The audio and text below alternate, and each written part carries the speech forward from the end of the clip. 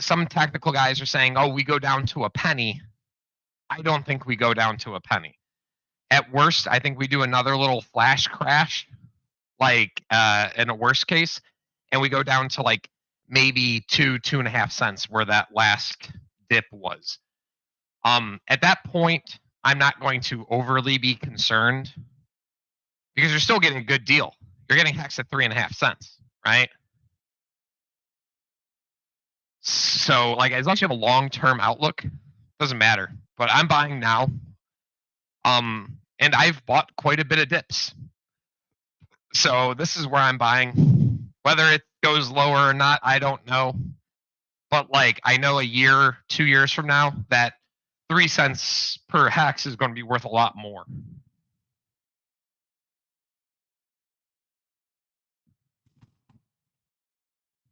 All right, it sounds good.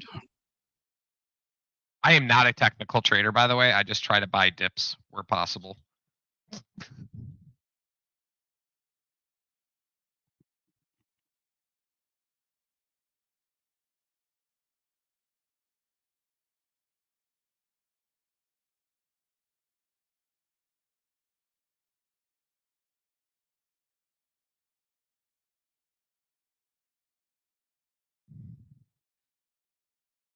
I don't know. After that last live stream with Richard had a sense of bullishness in his words for the hex price.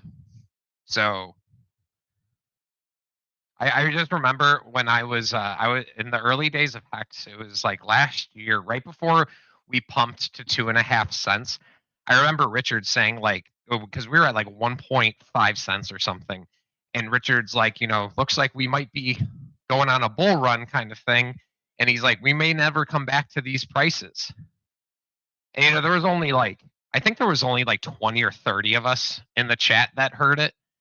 And then like, no joke, like the next week or like 2 weeks later, it was something very short. We just shot up to fucking 12 cents.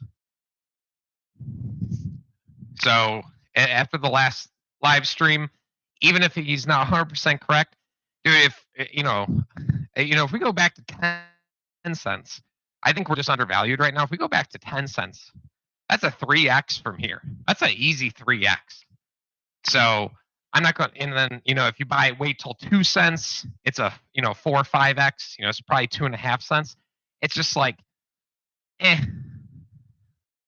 It's like I'm just going to buy now. I know that will be higher than 3.5 cents later. I'm not going to penny pinch every hex.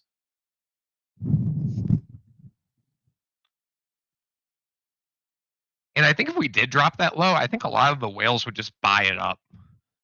Like, I can't see 100,000 hex selling for $1,000 again. I don't see that happening.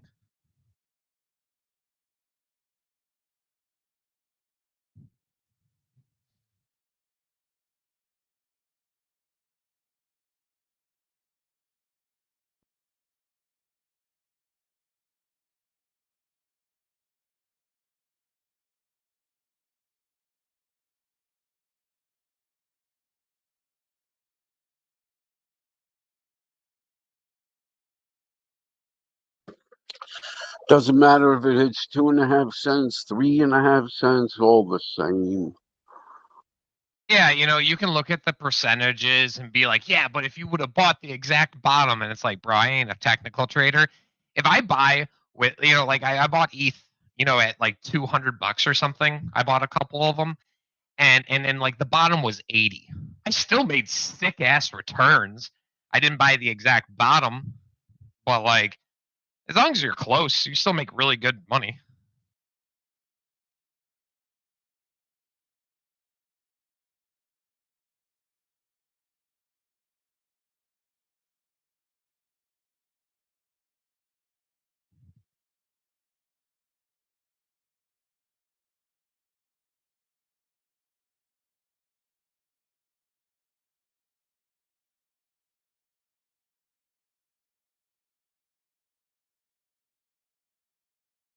I remember the good old days, man. Fucking, there'd be like fucking 30, 40 people in the Hex chat. Richard would pop in there from time to time.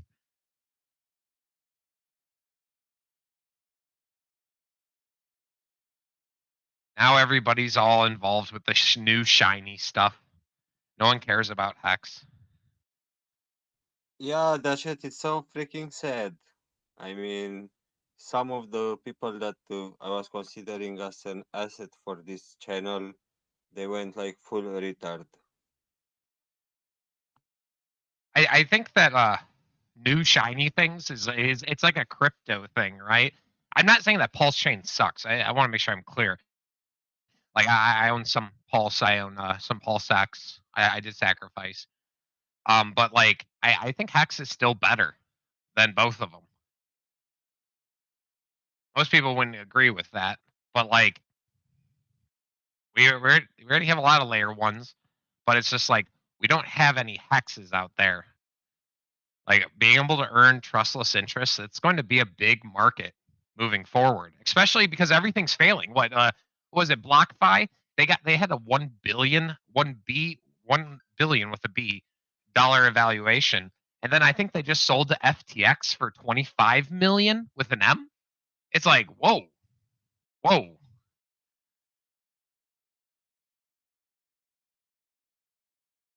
What a joke. Yep.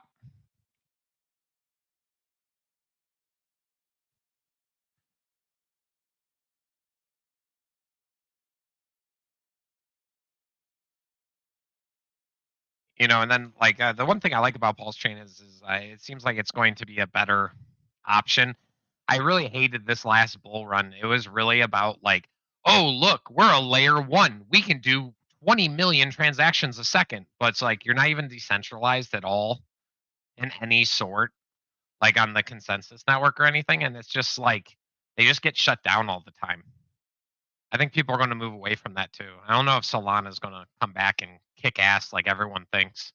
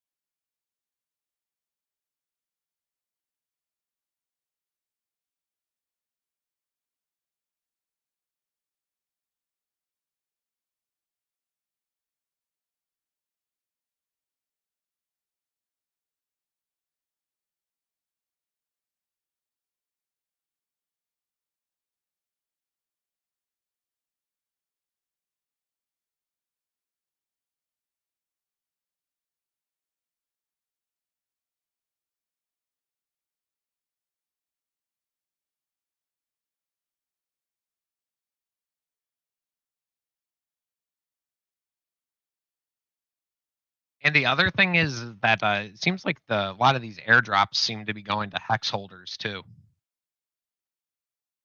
I made a nice little penny off of it wasn't like an insane amount of money, but like I made like 2 grand off of airdrop in the Hedron.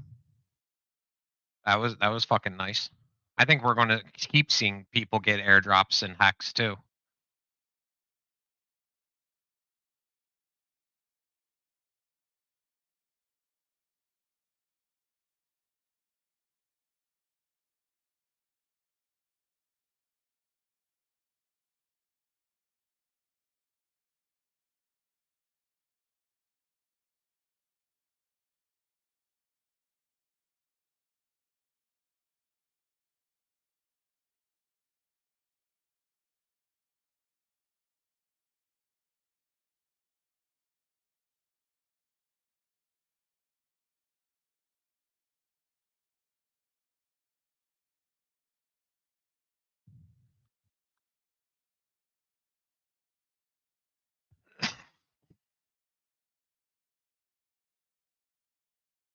And also, did you guys see the price of a T share? Oh my god!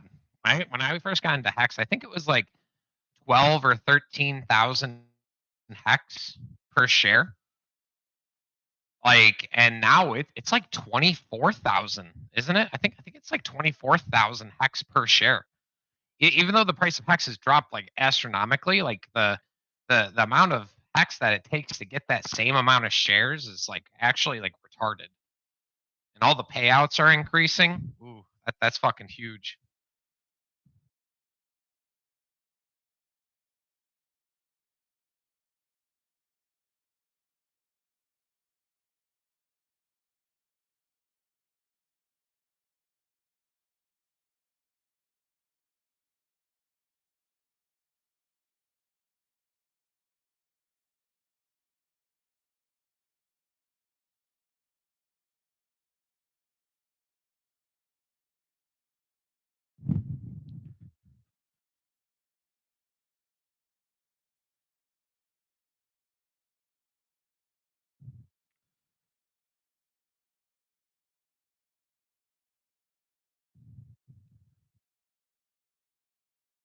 Is there anybody else who's buying the hex dip with me, or am I like the only one?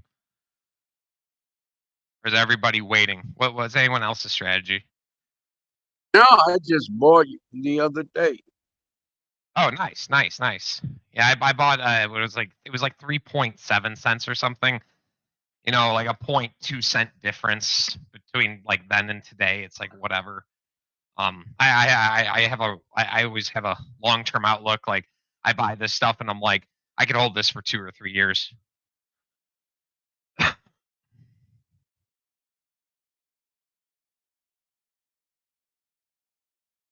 ECA dollar cost average is awesome.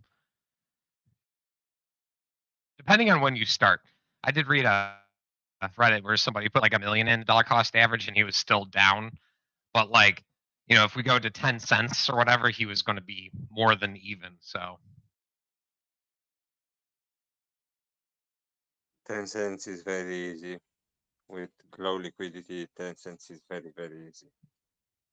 yeah. And I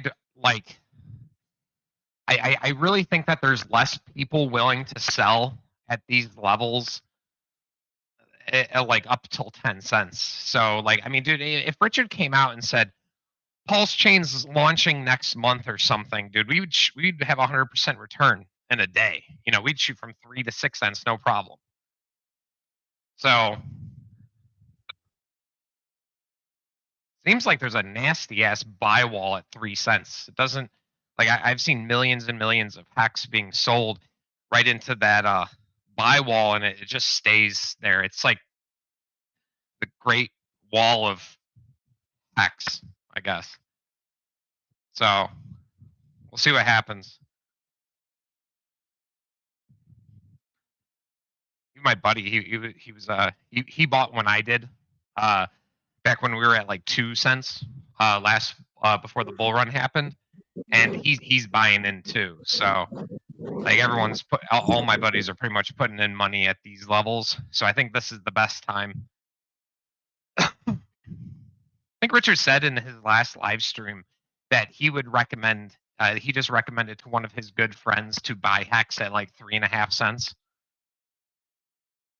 So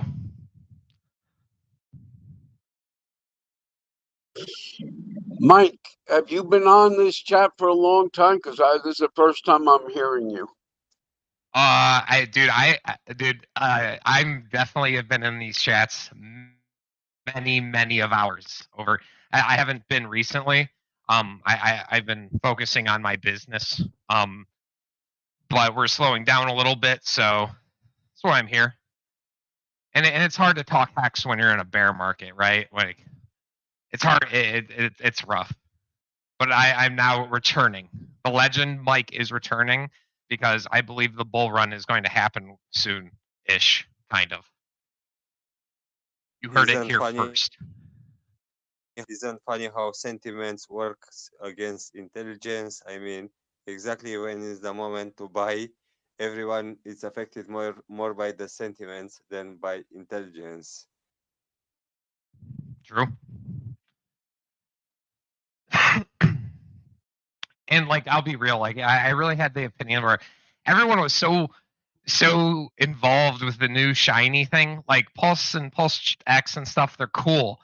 You know, Hedron, cool. You know, I don't know if I'm going to put a large. I sold most of my airdrop. But like I might put a little in there, like 100, $200 or something. But like it kind of like made me not want to come to the chats. But I think now, I think everyone's going to see what I've been talking about for the last year. I think Hex is better than all of them.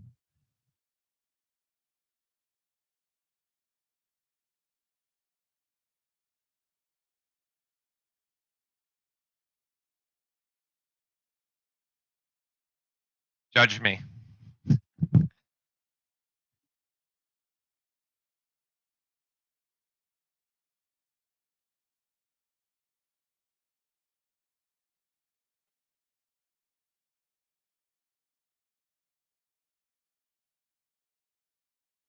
I personally see that project that you mentioned earlier 2 times, but I don't want to mention because we should not mention third parties here.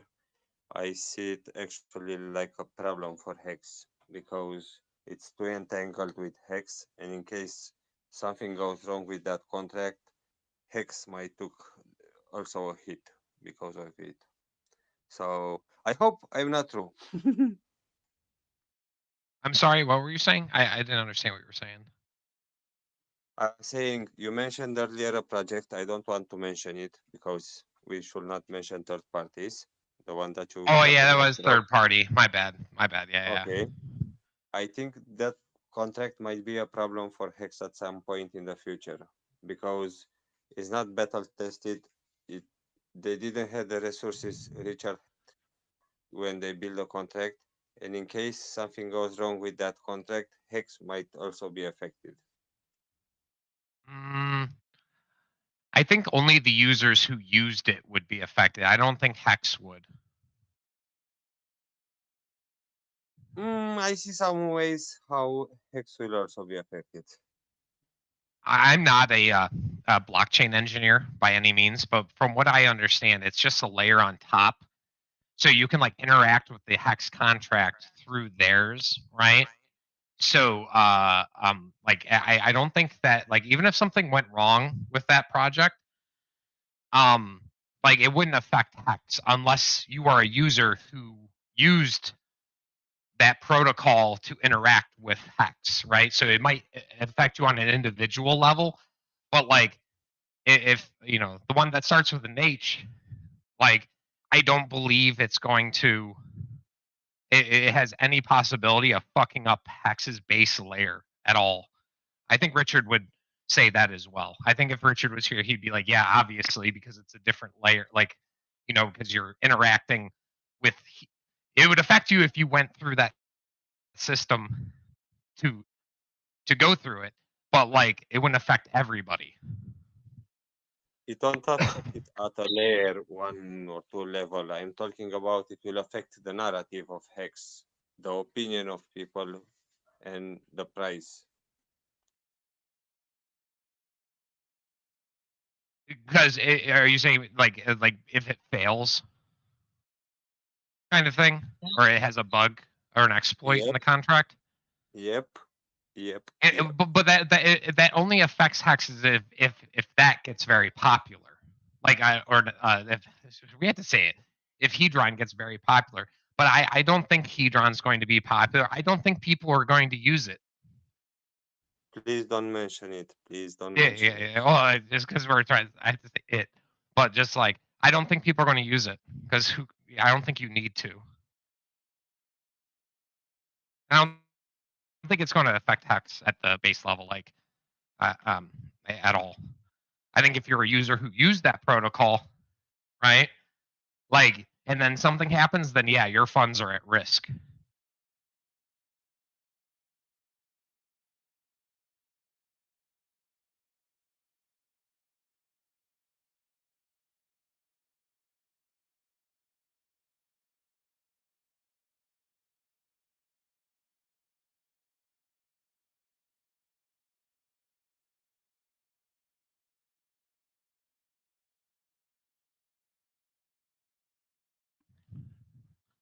I don't care, man. Keep giving me free airdrops for being a hex staker, baby. I mean, I love free money, dude. Man, I love free money. I made like fucking like $5,000-7,000 last year in airdrops. Oh, it's so fucking good.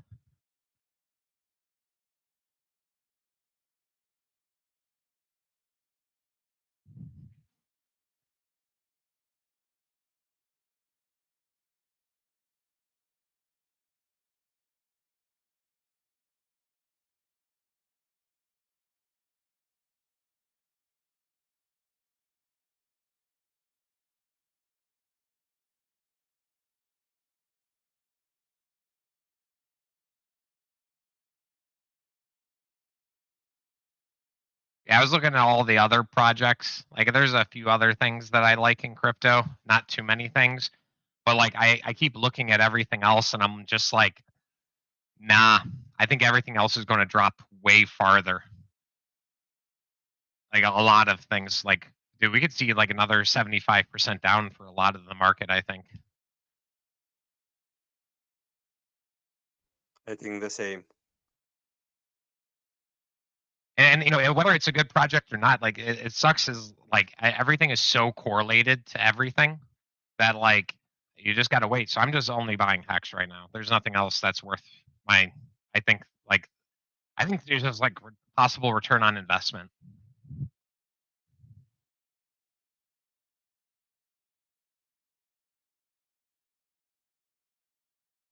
What a blessing, though. I remember saying that when I was at Hex, I was like almost all in at like 1.52 cents, like right around that area. And I remember just being in this chat saying like how blessed I felt to be able to buy Hex at a penny and a half. And I was like, this is just a fucking blessing. Like, and then just boom, we took off. I have that same feeling today. Like, I don't know what's going to happen in the next 2 months. We might go a little lower, but like there was a point where I was buying and we had a little small mini crash, and like we recovered very quickly afterwards. I feel like this is a blessing for us to be here and be able to buy Hex at 3.5 cents. Not much higher from when I originally bought.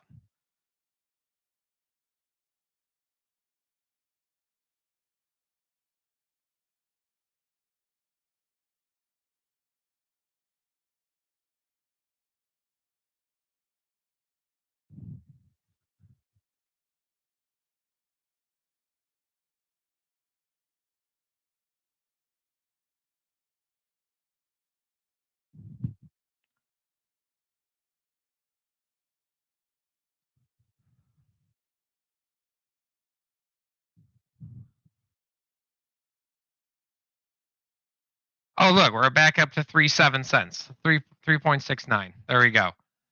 Now we're back even to where I bought the other day. Look at that. Just like that. I feel a little better.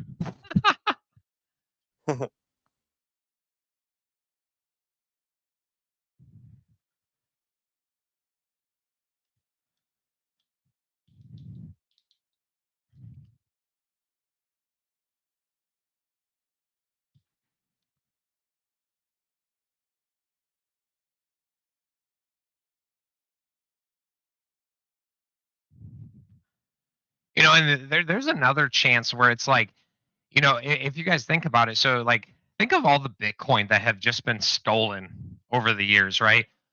From Mount Gox to one token to BitConnect to Celsius now to you know, Bitcoin was kind of involved with the Luna thing, but like it's a different scenario. But it's just like, dude, so many people have lost their Bitcoin over the years. There's got to be a point where people grow their brains and be like, this is fucking stupid, right?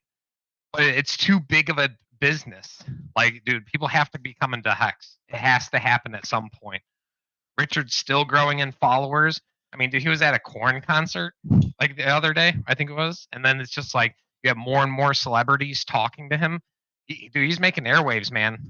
And he's getting the big money involved. That's fucking huge.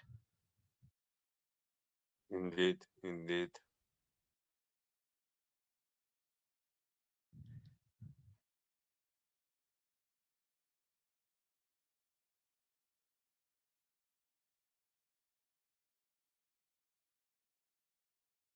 Do you have a 15-year stake, dude?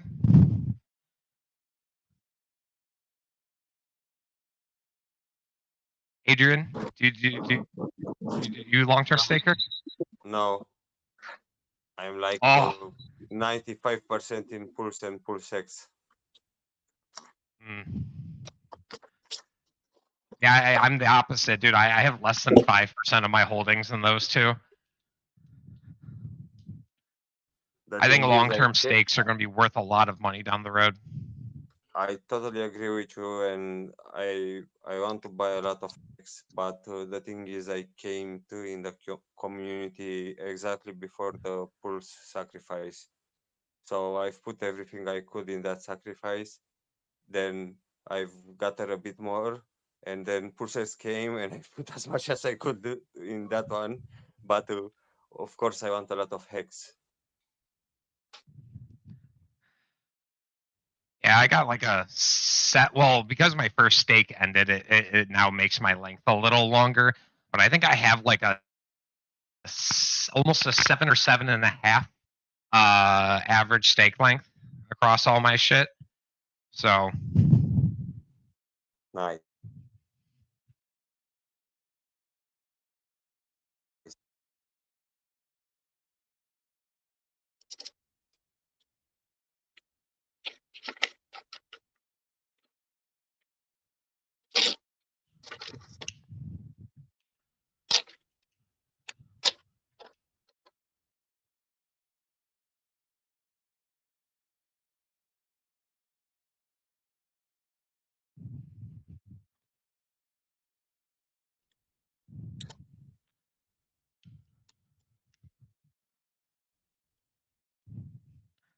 and also like, one thing that people say about Hex where it's like, oh, well, that inflation rate, the 40% returns, some of those big payday um, bonuses are pretty big.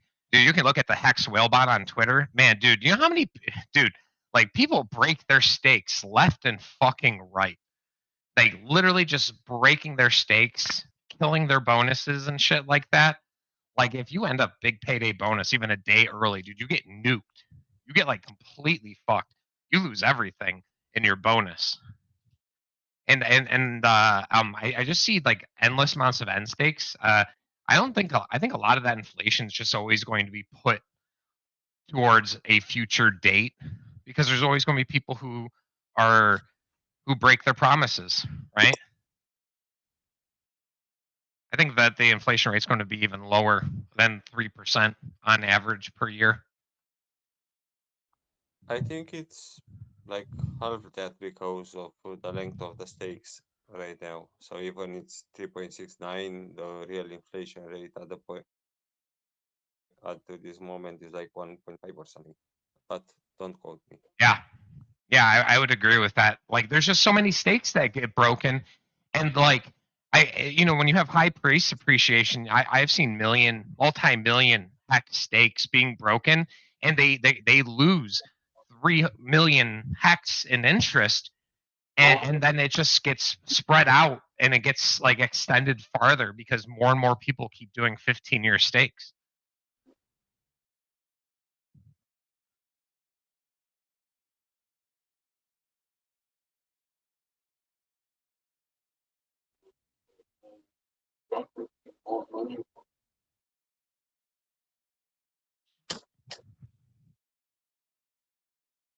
And I think that's always going to continue. I don't know if there will be a point where like we really have to worry about it because just like so many people are going to make their stakes and then they're going to see price appreciation and then people are going to nuke their stacks and then that inflation that would have hit the market now gets delayed into the future. I think it's going to be like almost like a never ending cycle. Yep.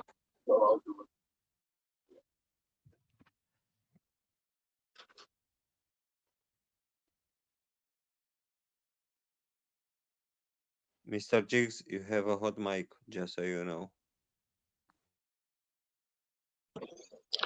Okay, what did you hear?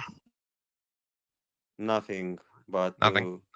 2 days ago you had again a hot mic, and then we could hear for like 2 seconds something. Was it anything good? Well, I definitely heard you having a furry sex party at the last time your mic was hot. So I just want to say we don't want to hear about your furriness. All right. No, I'm 80 years old, so I can tell you right now. An 80-year-old furry man with a hot mic. I just troll it. Adrian, I got a question about my stake. I went on this morning, and on that staker app on the phone, It tells me now, I put the address in, and it seems to be lumping both stakes together. Why is that? It shows in another view.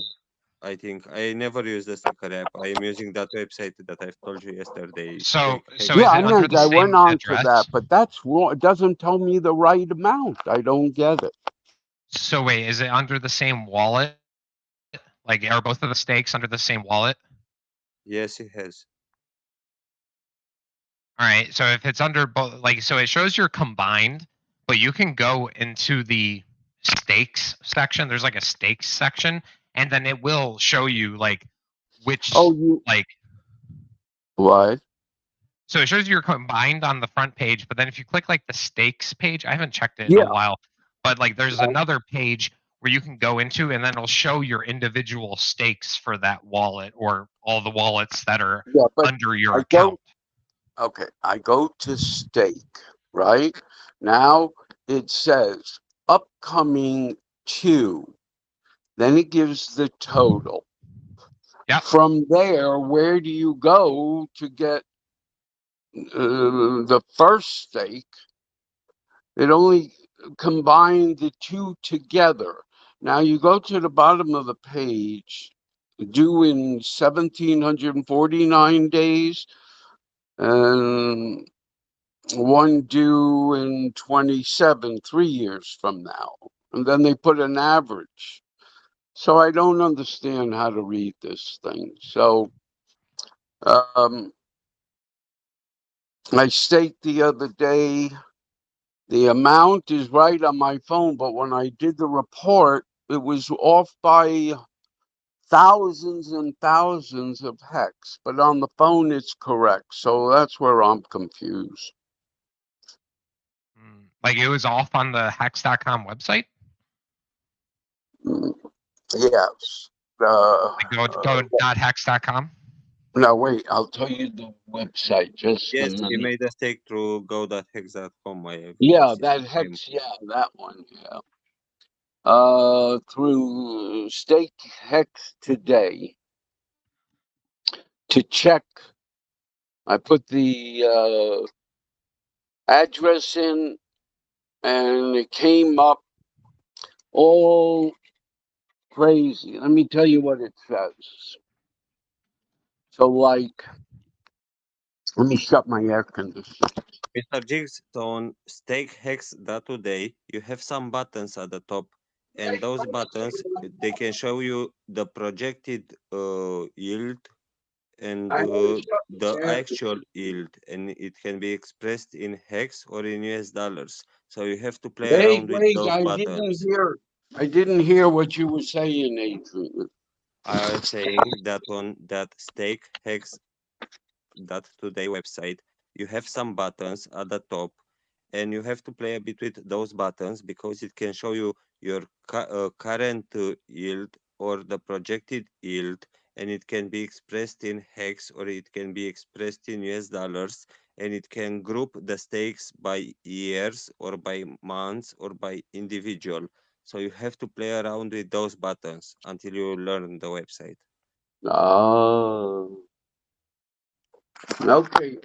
Because it shows me, for instance, if I stake 500 hex, it only shows me 269 hex stake, and I can't find the other 500. But when I go on my phone, it tells me the total of my 2 stakes. I have 2 stakes, one for 5 years and one for 3 years. And on the phone, it tells me, yeah, the amount of hex is roughly about right. And then I go to print this sheet, and it's off by 250 hex. That's why I didn't understand.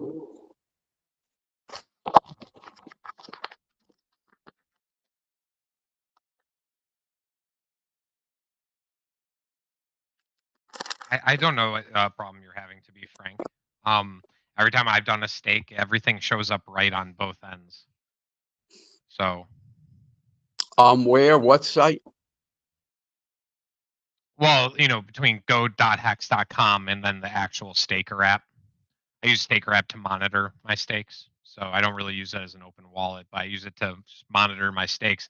And if I put a stake for 1,000 hex or something, it all shows correct. So I don't know if yours is like, I haven't used Staker app in a while.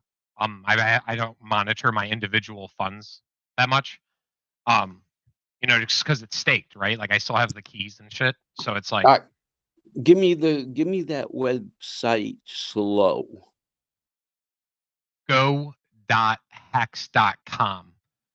That's the stake. Like if you go to hex.com and you click the stake page, that's where it brings you to. He So already visited that website. I've assisted him yesterday to make a stake. Yeah, And I also Stake told HEX him about today. that Wait, monitoring Stake website. HEX today. What's Stake HEX today? Stake HEX.today. It's an awesome website. You can check your public address, and you have some buttons to play around with, and I like it a lot. I never use the Staker app. I love this website. Okay. So you can put in your address and then find out your stakes. Yes, and you have some buttons there. Play with those buttons. Hold on a second. I didn't. Because it only shows me, Adrian, half of my hex that I staked. So where? Yeah, I Where don't do know, Mr. Jigs, exactly how those buttons Yeah. are set it for you, but you have to play No, I around don't a worry. bit with them. It can But show if you I your go, individual stakes or grouped by months, by years. It's no, I only more have 2 complicated. stakes, Adrian. I only have 2 stakes. One stake for 5 years. Then my other stake is 3 years. That's what I just did the other day when you told me how to do it. Then it just showed up today. But when I checked, it only had half of the stake. But when I go to my phone, it has the 2 stakes combined on Staker. I don't even know what the hell the name of this staker is because it doesn't say. It just says high staker on the when you go to the home page. Then it has wallet, referral, settings. So if I go out of that, there's the home button way on the bottom. Then it gives you the high for the day and all the other. Then you go to the home page. Then it tells you underneath the how many transaction new stakes ended, blah, blah, blah. Then you go to the staker overview. When I go to the overview, there's the blue. And that tells me now the total of my 2 stakes together, which is roughly about right.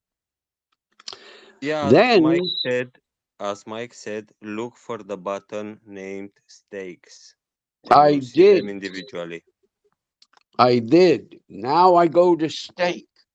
Then it says an hourglass, upcoming 2, and it gives a price, but it's cut in half.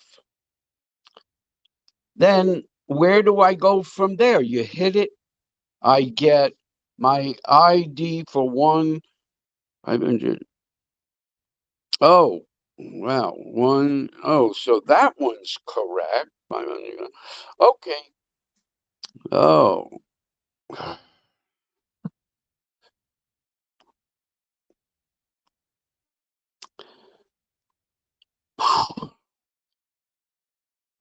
How do you change? Let's see. New.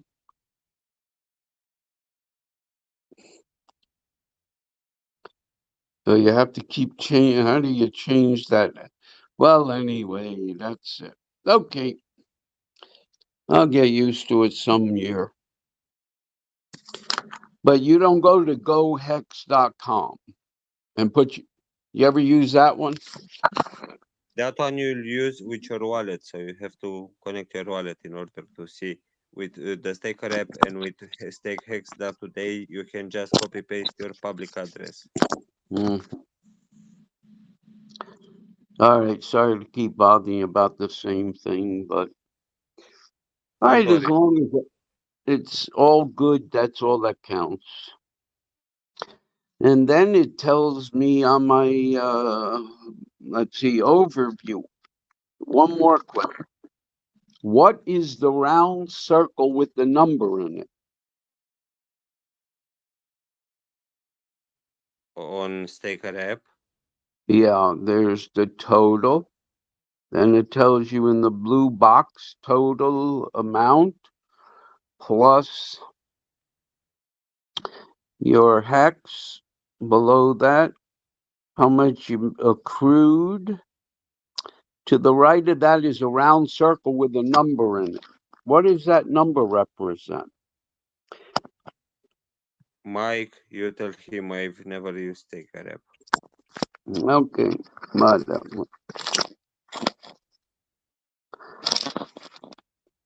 all right, I'll find out somebody. Is that what it's called? Just Staker. It says on.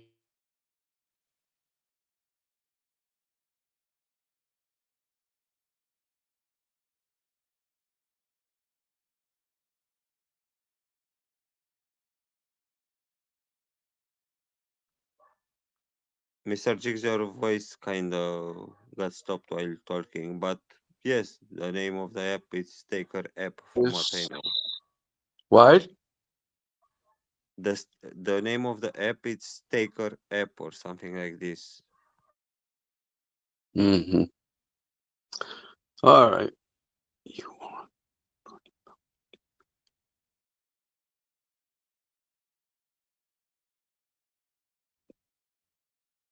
All right, I'll shut my mic off. I won't bother you anymore, Adrian. What time is it there now? 11 p.m. 7 hours. Difference.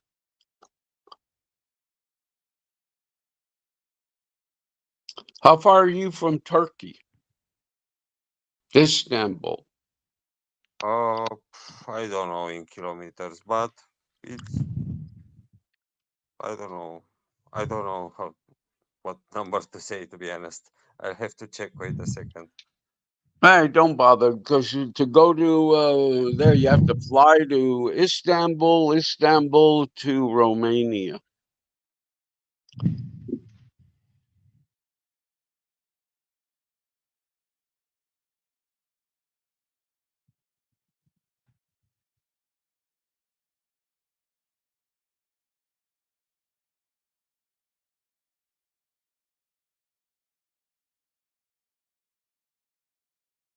Oh, a bit less than 1,000 kilometers. It's like a 12 hours drive. Many hour drive? 12 hours drive. Oh, God, you can't drive 12 hours. You got to take a plane. Yeah, I've just checked on my GPS map.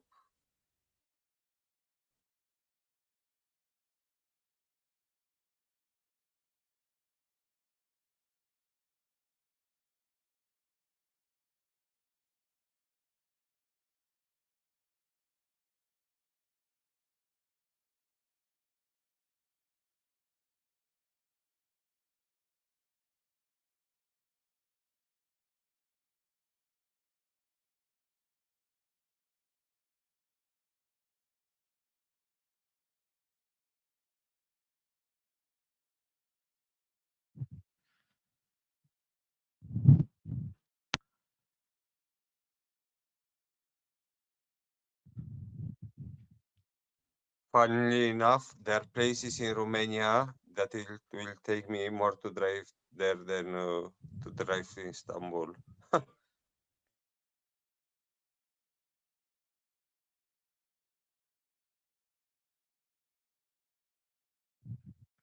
Oh, here's a controversial one for you guys. So, uh, is so how is the price of Pulse going to work out? right? We know Pulse starts at 0, right? But where does the price go? Do you know what I'm saying? Like, there's a lot of weird things that happened, because we were at much higher prices at the time, right? We were, I believe, for the Pulse Sacrifice, Hex was around like 8 to 15 cents or something like that. Now the Yeah, price has dropped and all the other cryptos have dropped that were sacrificed as well, right? It's like, so if you put in $1,000, how much is that $1,000 going to be worth day one? so Is it? when I came to in the project, Hex was at 5 cents. When I sacrificed for Pulse, Hex was at 17 cents. And when I sacrificed for PulseX, I cannot recall exactly what price it was. But basically, Richard changed all of that, which was not Hex, changed it to stables. So that was one of the smartest moves ever. And now we'll start, I guess, with low liquidity, and people will start adding liquidity, and it will be a function of demand, I guess. And who knows? We'll start from very low, and from there it will be history. It's just like, what's going to happen, right? Like, because we have this weird case because we've never had I don't know, a project opening, or like, I don't know how to say offer, like coin offering, without, because it's different, right? But it's just like, we've never had these type of bonus systems implemented. And it's like, so it's like all the guys who got all the bonuses, what are they going to do with their coins? You know what I'm saying? That's the real question. Like, because some of them might get, I don't know, 40% bonus coins, right? From being a high sacrificer. So what are they going to do? Are they going to stake all of it and then just sell their rewards on a monthly basis? Or are they going to, sell some of their extra and stuff? It's just like, I wonder how much buy pressure versus sell pressure there's going to be. It will be crazy. You'll have to buy all the popcorn you can find. I actually didn't put. I'd like to take an opposite view of people, just because I'm an asshole like that, I guess. I think that there is unless you were a giant whale, like who got like all the sacrifice bonuses, like Overwatch partners, Rasham. I can't remember how to say his name, but he's the other billionaire in Hex. Yeah, He might have gotten. I saw he was the number one sacrificer. I actually had proof. Like, I talked to a buddy who like sent me the address ahead of time, like where he was sacrificing to, and he was the first spot. It's like, I think he got the best deal because he got like some of the biggest amounts of bonuses. But it's just like, what about everybody else? So like, is there a chance that you get a way better price on Pulsechain based on dollar amount later than the launch? Hex just did a 95% dip, right?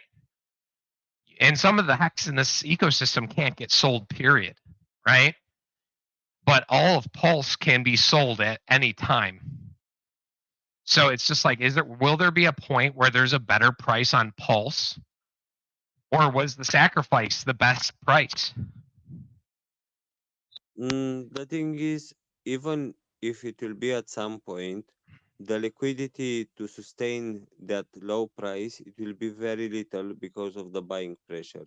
So it will be like that game where you put a lot of chairs in a circle, and you put more people around the chairs than the chairs themselves, and at a point you put them to all jump on a chair. So it won't be enough for everyone to get at that small price. Some will get it maybe, but most won't. Here's my prediction of what's going to happen. We're going to see Pulse start at 0, and then we're going to have a massive like candle wick over the next like week or two, right? everybody's waiting. You know, if you didn't sacrifice, like what was it? Almost a year ago now. I think it was a year ago, wasn't it? Like if you didn't sacrifice a year ago, you didn't get any pulse. Even if you did the after thing, like you got completely nuked. Like you got no coins for your dollar. So you basically got zero, right? So there's going to be a lot of people who knew that, and they've been waiting to buy, and there's so much excitement that there's probably going to be a lot of buy orders right away. But then do we see an instant crash, kind of like with that other project that launched, right? You know, it launched, it was airdrop to people, the price shot up, and then it instantly went down 95%. And that is very common I with don't think newer so, projects. because very this common. is an ecosystem that was a token and it was sold out by one single guy.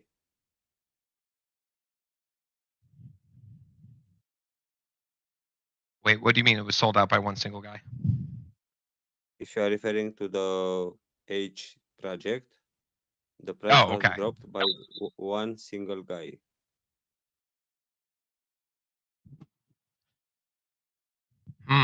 What was that? Was it one single guy? Like, is that on the chain? I didn't hear that. Yep. I've Oh. just heard the story from his mouth. Hearsay is a weird thing, but I'll have to probably assume because it's crypto, it's probably true. I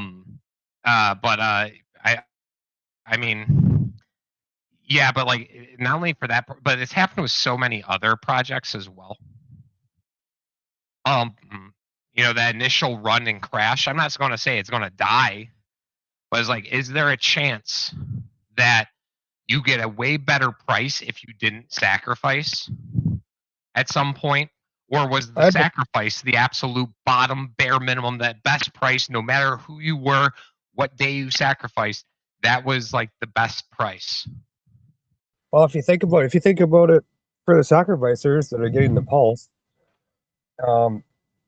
they're going to want, you know, the price to be what it is, what it evens out to for sacrifice for a dollar set, right? So they're going to hold that price. They won't sell below it.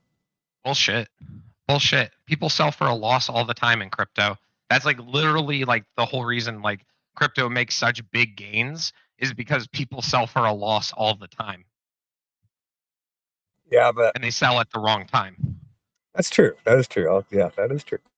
Like I have buddies right now who are trying to sell their HEX at 3 cents or 7 cents or whatever, and it's just like you're selling your huge gains at like almost a loss, right? And it's like because they want to salvage that money, right? Especially bad economic times on average and stuff. And it's just like people sell for a loss all the time. It's stupid as fuck, and you shouldn't do it, right? You should hold through the dips. Most not most, but most good cryptos that actually have product market fit will usually survive to the next bull run and make newer all-time highs. It's repeated in history so many times, and then people still do against it because of the emotional factor. I know, and it's just terrible to see, like, if you're selling at a loss, and just that earning potential of, that chunk selling at $1. Your mic is wrecked. Like, your mic is wrecked. Try to reconnect. Yeah, your mic's wrecked.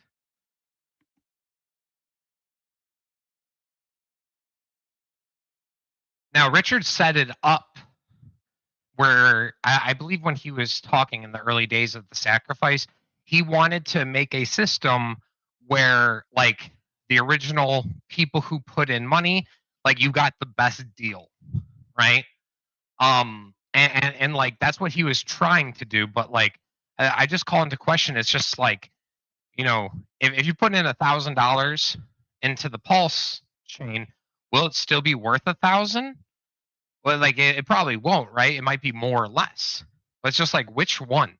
I think at first you're going to see an initial pump because there's still so many people who are super pumped about Pulse, and I do think that everyone has that mentality that Pulse is going to just like take off on launch.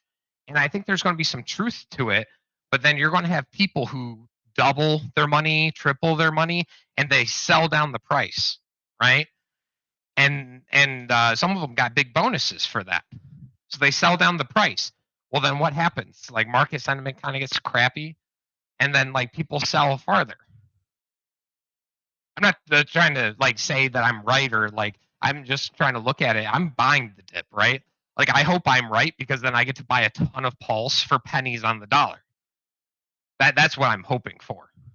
I'm not sure if I'm right. I might have made the wrong choice, right? By not sacrificing a ton. I think I only did like $1,000 for Pulsechain. But just like, I'm not sure if it was the right play. I think I made the right play, and this is my reasoning. Yeah, I didn't want to risk at all. I'm sorry? Related to the sacrifice, I didn't want to risk at all. I didn't want to hope for a lower price. I just went full in. Yeah, so you just took a different approach. Like, I'm not sure. You might be the one who, maybe I'm wrong, and we just 10x and nobody sells, or we keep going, or we hold, and then we crash to 2x the original sacrifice price, right? Like, that's possible. That's possible. But like, is there ever going to be a point where Pulse is cheaper than the best sacrifice day for the average sacrificer? Yeah, So I didn't there put in might like be, but 50K or anything. there might be, but it's like a game. You don't know. You might have the chance, or you might not have it ever again. Right. Right.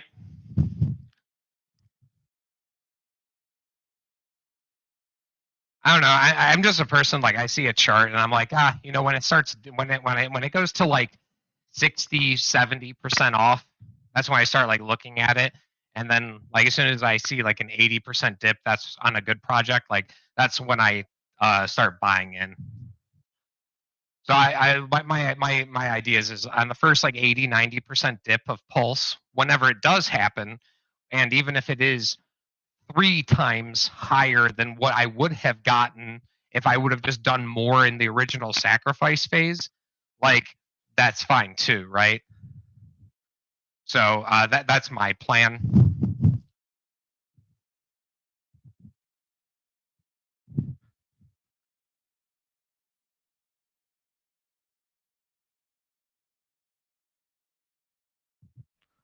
Sorry, I'm a bit focused on DMing with somebody else at the same point.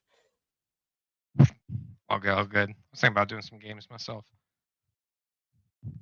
Mike, I think pricing actually might dip, but I think it might happen pretty quick, and then it's probably up from there, and it could be before the bridge. Well, the bridge is working, so I would imagine that would launch with the actual network. The bridge is going to happen like 48 hours. It's been said about 48 hours or less. Oh, okay. So it's not launching with the network. It's going to come 2 days later. Right. So you have the opportunity to basically try to pick up some Pulsechain. Is I sacrificed only for X, PulseX. Wasn't aware of Pulsechain at the time during the sacrifice, so I got some reserve sitting in an account, and then I also have some HEX. Now, hopefully, the ratio is pretty decent. If not, then I'll wait for the bridge, and then that's when you'll really know the ratios, because that's the full market's going to come into play with the actual chain.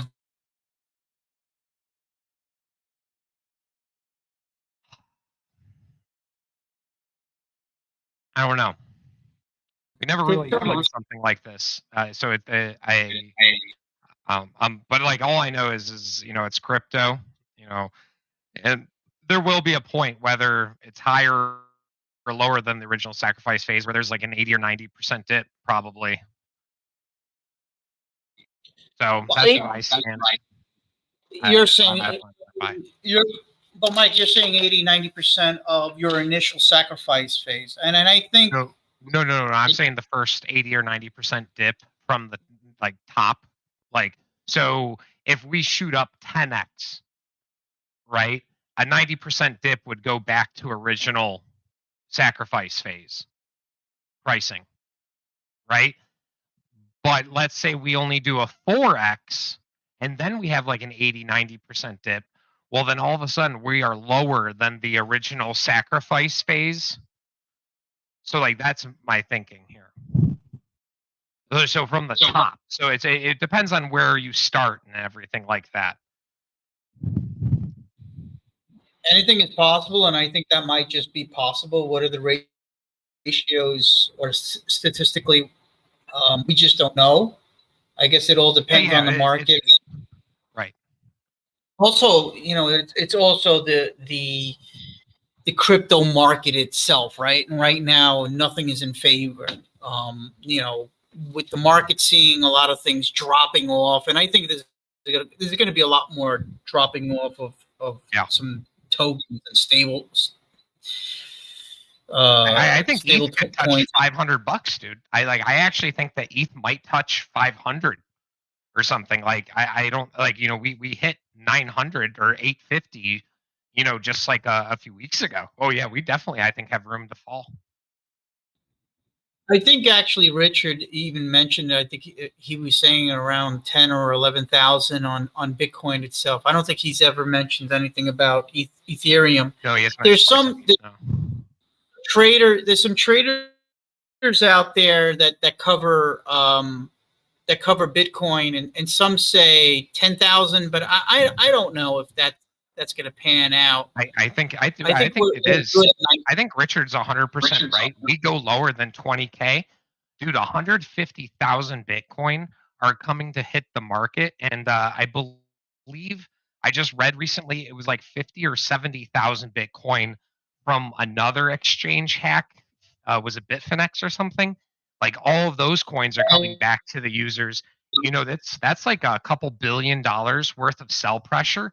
Remember what made that helped make the top, like Michael Saylor put a couple $1 billion in and it pumped the price. Well, now we're talking about 2 to 4 times more money being sold, possibly. Well, I'm part of that bailout. No, bailout. What should I say? That lawsuit. Mount Gox is what you're talking about. And to be honest with you, I'm not getting back what I put in.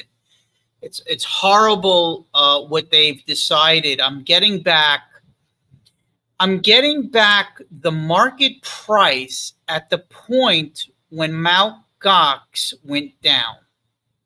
So think about that. I'm not getting the same amount in quantity.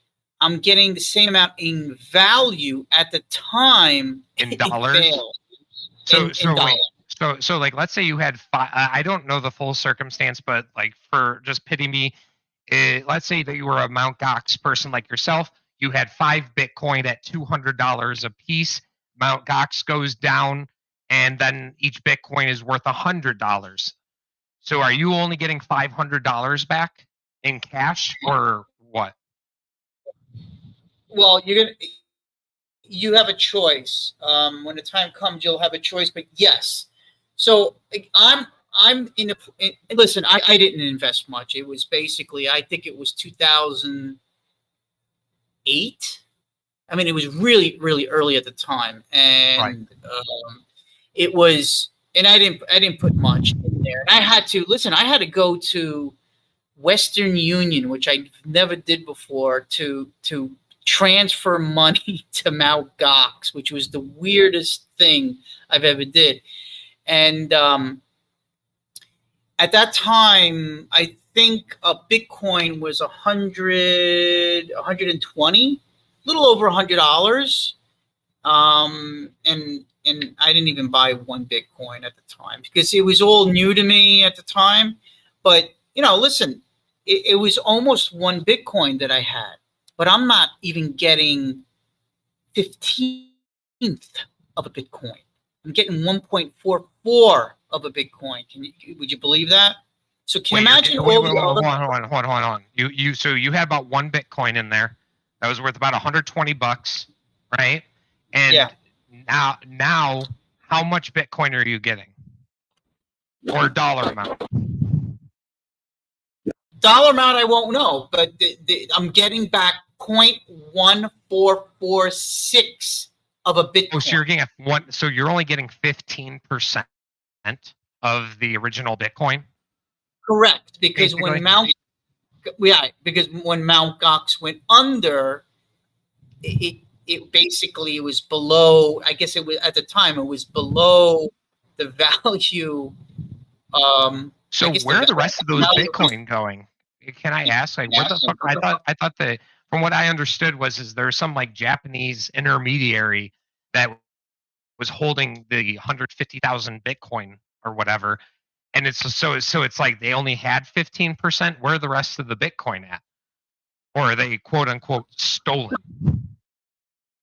I don't know, but I know that the numbers in the press release, not in the press releases, but I know the numbers that have been released. They're all over the place. Some say 300, say 100 million. I don't know. All I know is finally I'm getting something back of something. I put in a long time ago. Way before. At the time, I couldn't even mine because I didn't have a graphics card, and I was looking into it.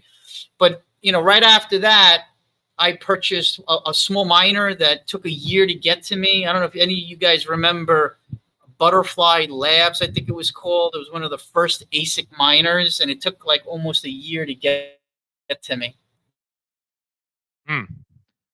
So I'm looking here. 150,000 Bitcoin that were stolen, and at $20,000 a Bitcoin, that's $3 billion. All right. So now let's say it's 15% of that. 15% of $3 billion is $450 million of additional potential sell pressure. That's still a lot. That's a lot. Or I'm sorry, no. I'm sorry, 15. No, I'm sorry. Times 0.15. Oh, that is. Oh yeah, so it is 400 million. Listen, we don't know. You know what? Let's hope that Mt. Gox actually releases these Bitcoins, right? Because personally, I'm going to sell and get into HEX with it. But a lot of people out there, they might actually hold on to it because we're in a depressed market, and I disagree. They might, yeah, I disagree. So, dude, so people like you're less attached. Like, dude, you weren't even sure you were going to get this Bitcoin. Let's be fucking frank, right? So you and everybody else weren't even sure you were going to get something. But like what you said earlier about, I finally got my coins back. Dude, you've been like literally forced to hold these coins for over a decade, right? You have been forced, and you have seen some of the highest price appreciation. Dude, I just see people dumping this shit, especially with like a less good economy and crypto looking like it'll go down farther. The self-fulfilling prophecy. Like, we just added $450 million of sell pressure. That is a huge amount of money. That is an insane, huge amount of money.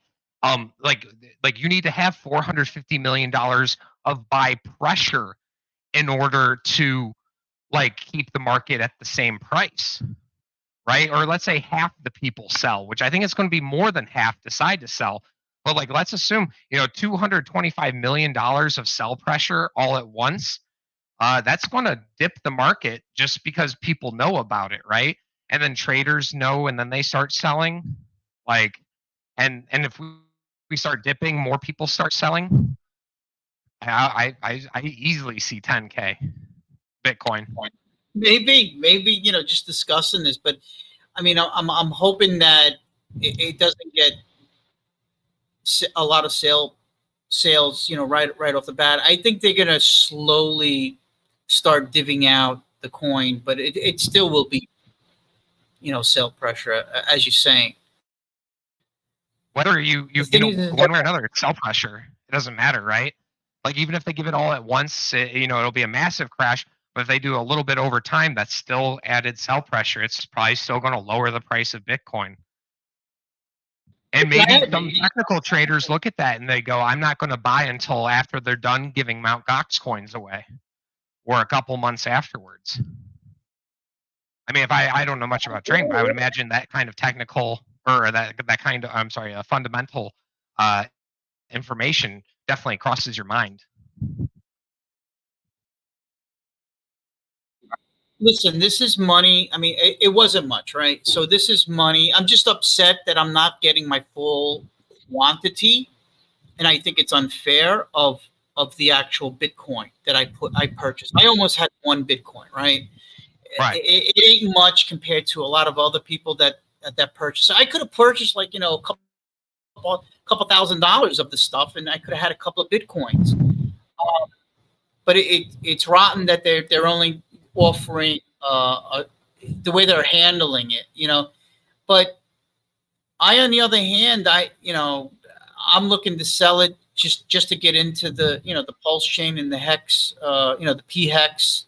Really, the PHEX. I wouldn't buy an ERC20 HEX. I'm sorry to say, because I think the gas fees are ludicrous. If they gas fees have gone down. Gas fee. I did a swap the other day for like $15. So like the gas fees have gone. Like it's still expensive. I get it, but I'll agree. Like I think that the HEX on the Pulse side is going to be the main one. $15. Buying HEX right now, you're getting a free copy of PHEX. That seems silly not to do that. Yeah, that's why I mean, like, all of us are really looking at HEX right now. Especially me. I've already bought 100,000 HEX over the last like month and a half. So like this dude, like pre-fork. You guys remember what happened? I was there. I didn't understand it, but I was there. I remember watching Richard's video about the Bcash fork. You know why? Okay, so there was like some like FUD. I think there was a little dip, but then the price of Bitcoin shot through the roof after the fork. Why? Because everyone sold like their Bitcoin Cash, which had value compared to Bitcoin, and then sold all of their Bitcoin Cash to buy more Bitcoin. So there's less Bitcoin on the market. And I think you're going to see that happen again. I think you're going to see a lot of people dump their EHEX and buy up all the PHEX that they can. By the way, I'm getting a couple of Bitcoin Cash out of the Mt. Gox because of the split, the fork. Oh, you get some of that too? Yeah.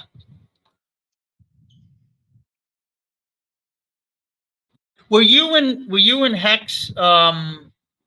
Pre-launch. No, I followed Richard and I watched HEX, but I didn't understand it, and I was really busy at the time with life, and I like stopped looking into crypto. But I followed HEX, but I didn't buy until we were at like a penny area. So I'm not like an original OG. You know how people got into as an OG? Was there a sacrifice? I hear that if you had Bitcoin, how did that all work actually? I wasn't there, but my buddy was, and he explained it to me as this. There's like basically a pool every day, and the amount of Ethereum that you put in was like, so like let's say there was 20 million HEX that was for sale every day. Then like you put some ETH in, and depending on the amount of ETH that you put in, you got like a certain amount of HEX, and it lasted for like 6 months or a year. And but you could claim free HEX with it for every Bitcoin that you had.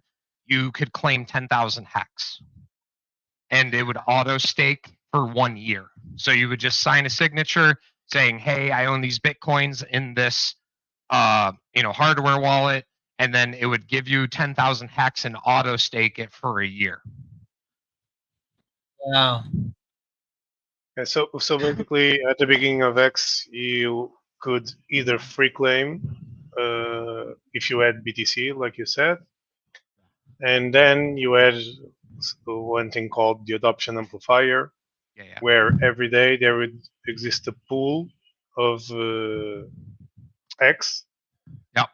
and during the day, people could throw Ethereum into that adoption amplifier, and they would get a portion of the total X for the day based on the amount of the Ethereum they own. So imagine that 10 people put Ethereum in, and you yourself put one Ethereum, you would have 1/10 of the pool, right? If the total pool was 5,000 and you put one Ethereum, you'll get 1/5,000th of the amount of X.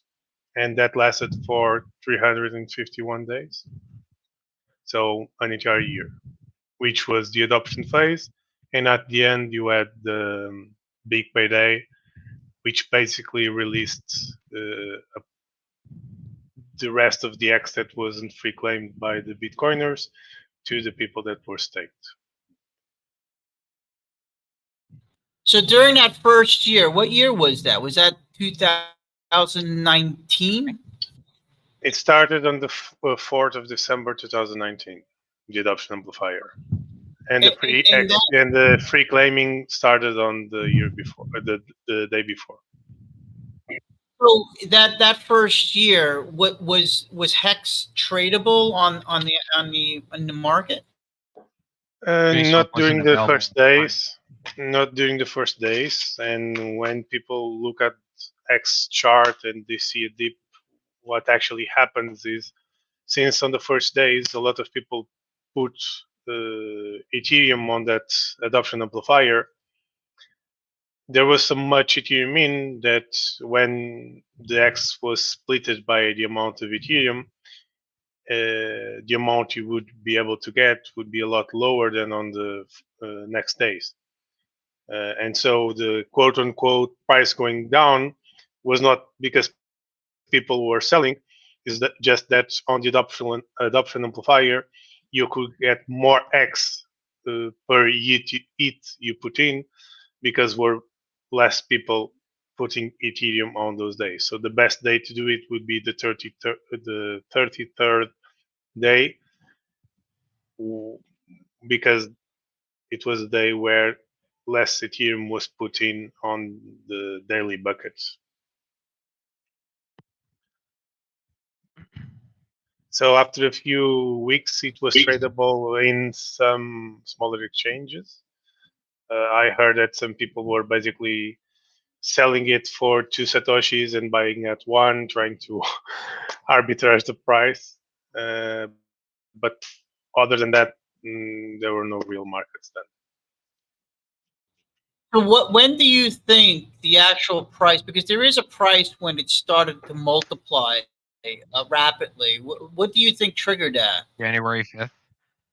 Well, So Richard called the bottom, dude. Richard called the bottom, and then all of a sudden, like that was the lowest price possible, and that's what creates these bull markets.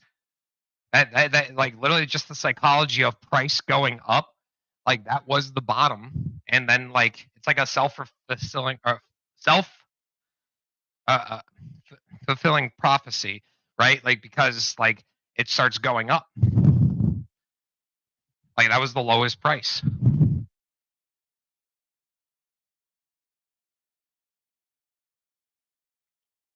So the lowest price, like I said, for X overall would be that 33rd day of the adoption amplifier. January 5th, I believe. Because of the mechanic I told you about, yes, January 5th. Because it was simply the day where less people participated in the adoption amplifier. For instance, people thought it was dead. If you go 90% dip or whatever, 99% dip or whatever. It's not people thought it was that. It was basically how the mechanic in the adoption amplifier worked. Simply, it was not people thinking it was that. It was simple. People had already spent all their Ethereum on the first days, and so they had no more left for the 33rd. And it was still new. Not many people knew about it at the time. And it happened to be that day that was the last one, the one with the less Ethereum in the pool for the day. Simple as that. And if you go to the website go.hex.com, and you click on transform, that gives you the adoption amplifier lobby from the first day to the day 351. And you can see that on the first day, basically 21,000 Ethereum were put in, which means that for each Ethereum you put in, you got 47,584 X. But on the 33rd day, only 277 Ethereum were put in. So for each Ethereum you put in, you got 1.8 million X. And that's why it was the bottom, basically. It was not people selling. It was just how the adoption amplifier worked. Yeah, because I wasn't there, but I heard that the FOMO for the first couple days was really bad for the adoption amplifier, and like everybody was putting in their money on day one, even against Richard. Yeah. On the first day, say not true. On the first day, 21,000 Ethereum were put in. On the second, only 6,100. On the third, only 2,500. And then it went down from there. So a lot of people FOMO'd in the first day, and some more on the second and the third, and then it dropped lower than 2,000 Ethereum, 1,000 Ethereum for the next days up until the 64th.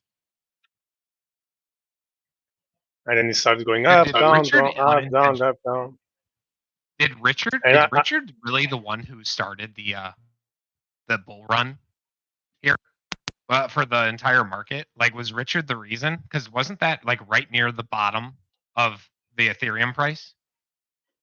Yeah, it was close to the bottom.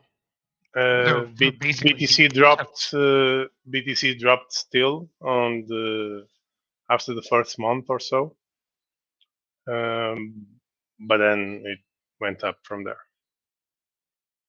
I mean, how much ETH do you think he got out of this? I've heard upwards of 1 million ETH. Well, you go to the lobby, you have the amount of Ethereum that was put in for the 351 days, you sum it all up, and you should get a pretty good idea.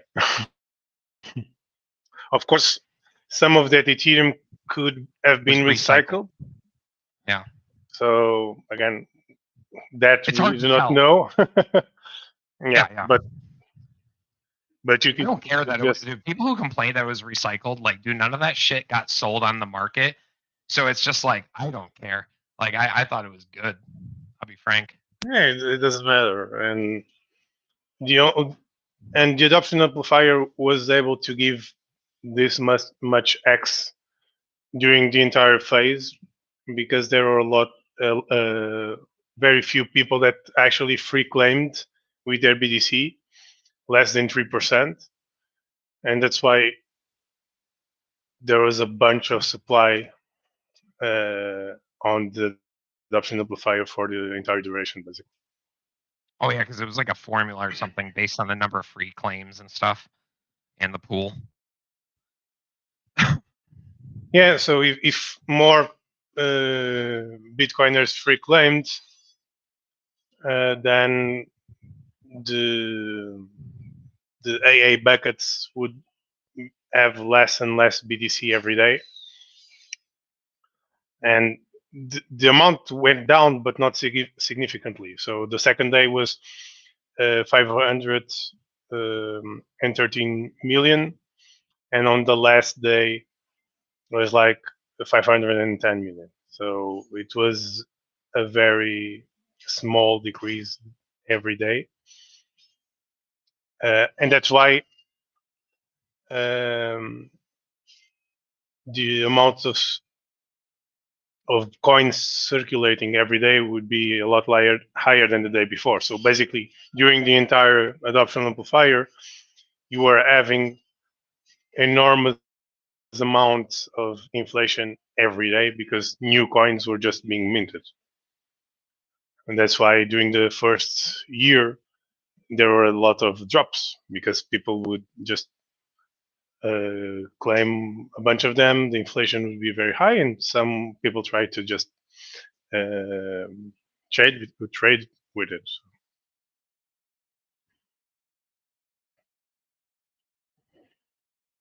But that was more prevalent probably after the first few months, where you could actually trade it somewhere with some sort of liquidity.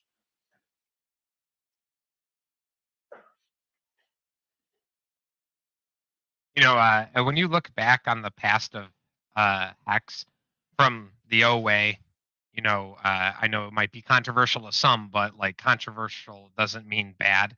But like the recycling of ETH, you know, the big payday, you look at the sacrifices with Hex and stuff, man, there's always something exciting with Hex going on.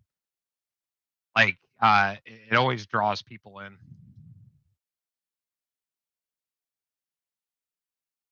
Well, and it has a lot of mechanics and small intricacies that affect the APY and the supply and all that. So even though it's very simple, it has a lot of mechanics behind it.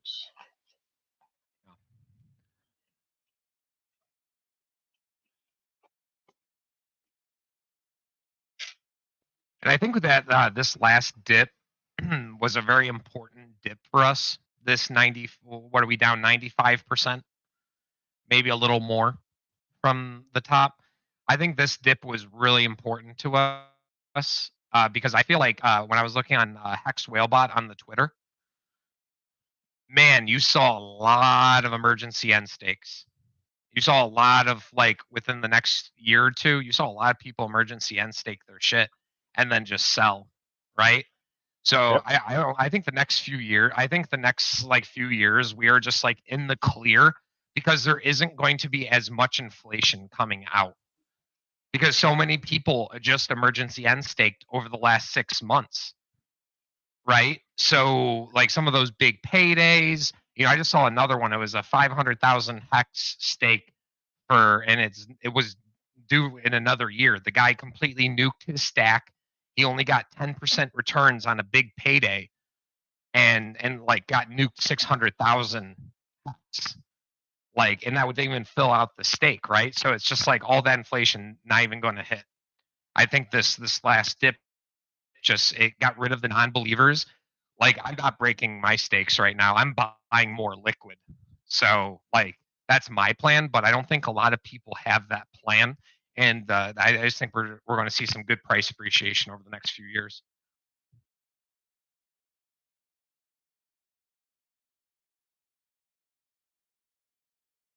I just want to say again, it's a blessing to be able to buy Hex at 3.5 cents.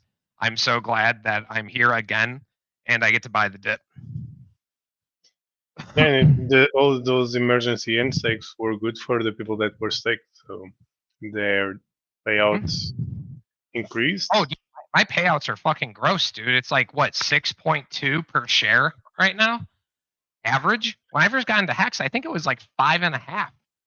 Dude, you're getting extra Hex per share just in like people emergency end staking and shit. And that also like, and remember the Godwell just made the biggest like stake last year for 15 years. He added, I think it was like 5 or 10% more shares with that stake. And even with that, right? So the Godwell goes and does this 15-year stake. He's absorbing more of the share pool. We're still seeing higher share payouts. That's sick. That's sick as fuck. Yep. And if and you're the going to payout break, I'm sorry. will more, and if the percentage of X staked continues the same, and the payout tends to increase due to the supply. So the higher the supply, the higher the daily inflation that is split by all the stakers. Mhm. If we assume that the percentage of X stake continues the same or less.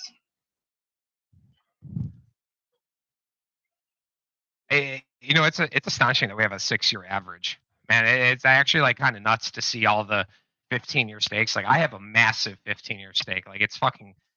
I look back and I'm like, it's actually like too much. Like I made it too big. But like, let's see what happens, man. Like I think everyone should have a 15-year stake. We don't know what these things could be worth.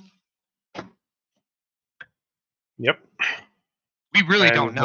Like this could take over the world type shit where like a 15-year stake can like and what if we say I think in 15 years what you're going to do with your 15-year stake, you're not going to dump it all at once. You might dump some, but I think you're going to see people restake on a monthly basis or on a yearly basis and then just sell their interest.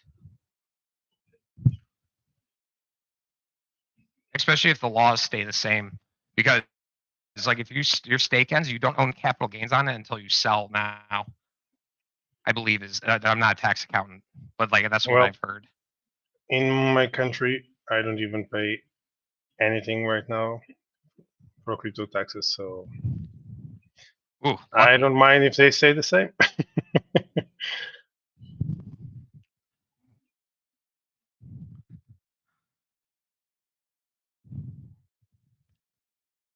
But and also like just like looking at man, the number of people who are coming to the Hex ecosystem, I would call it.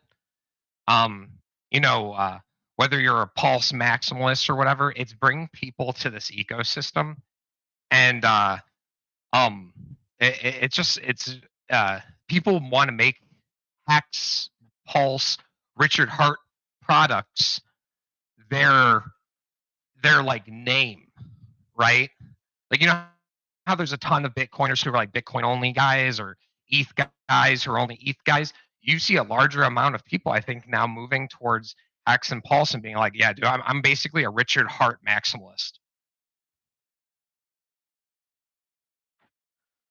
I think only like 2% of my entire portfolio is like, no, I sold most of it. Like I would say less than 1% of my shit is other than Richard Hart products. Yep, I'm on the same boat. It's just better, bro. It's just fucking better. Like I remember following Richard Hart when he had like less than 5,000 subs on YouTube. I remember his interview with Roger Ver right after the Bitcoin Cash fork and shit. Like, oh god. I just remember being so excited to listen to his live streams, dude, just years and years ago before he was even popular. I was like, dude, this guy's saying something different. He's really telling it how it is. And I mean, after seeing him be right, what was it, IOTA, that one shitty coin, he ripped on it on stream forever. I remember he was so mad because he like couldn't get his coins to transfer to a wallet. And he was just so mad. And he's like, this is the type of shit that goes to zero. And like, look, IOTA hasn't done fucking shit. It's lost money since that video. You know, like I believe a we lot even of mentioned that IOTA is just frozen. No one can do anything. They had the bug that was exploited, and so Oh, is everything is that what stopped. happened? Yep. At Oh, least I I I believe didn't that's know what that's he what. said in one of the streams. I remember he was trying to do something with like a node or something and trying to transfer money to a wallet, and he's like, you could just tell he knew what he was doing, and it's just like it wasn't working, and it's just like, and then seeing him call the top at 20K, you know, and he called it like a year before or whatever. Seeing him call the bottom, having him call the top a year, having him call the 60K, he called 60K top. Like what was it, 2 or 3 years before it happened? You know, like yeah, it was when it was right before X launch, I believe. yeah, when right he was before on Hex stage. launched during his conference, right? I remember watching it, and it's just like this guy knows what he's doing.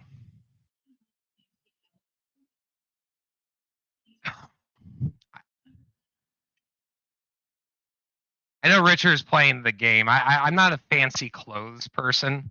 Like I have some nice clothes. Like, you know, got some dress up clothes and pants and shirts and shit. But let's like, I wish it wasn't so popular to buy and flaunt all of this jewelry and stuff. Like I show my buddies, I tell them about Hex, and they're like, I'm not really interested, right?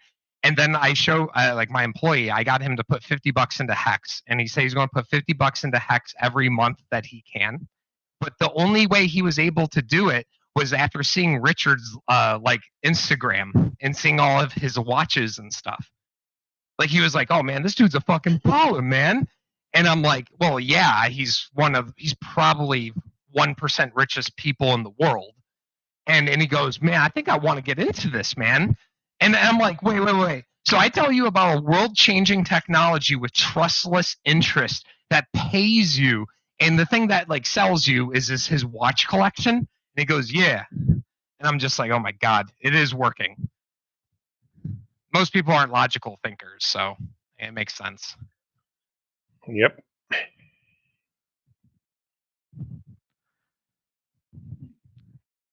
Actually, you know what picture actually sold him to be like, yeah, I'm going to put $50 into Hex?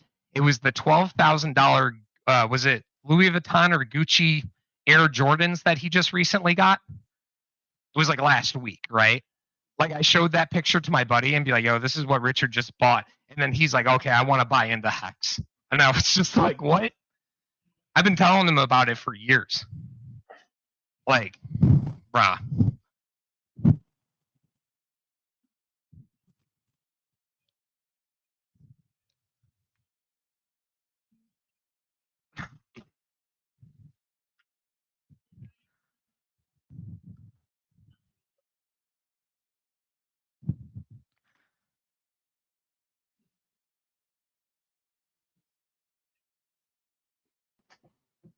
$1 million question. Do you think it'll pump to $10? Hex? Yeah, that'll do. I do believe that $10 is a range which Hex can hit. This year, no. In 5 years, sure. Like I truly believe that. Like if Hex does the same returns that Bitcoin does, you know, if you look at the chart, like look into hex.com, you know, if Hex is as good as Bitcoin and has the same type of returns from the bottom, I think each Hex will be worth almost $100. You know, that's like a 15-year outlook, I think. So, but I definitely think $10 is in the realm of possibility. Actually, my like account handles like at like $5 Hex or whatever. Like I think Hex could easily hit $5 or $10. Not like in a one cycle. This might be a multiple cycle one. Like we hit what 45 cents peak with like a wick to 50 cents. Well, I think maybe the next run up from 3.5 cents to, you know, let's say $1 to $3 in the next couple years. That doesn't sound so insane, right? Because like in 2 years we had 10,000 X, so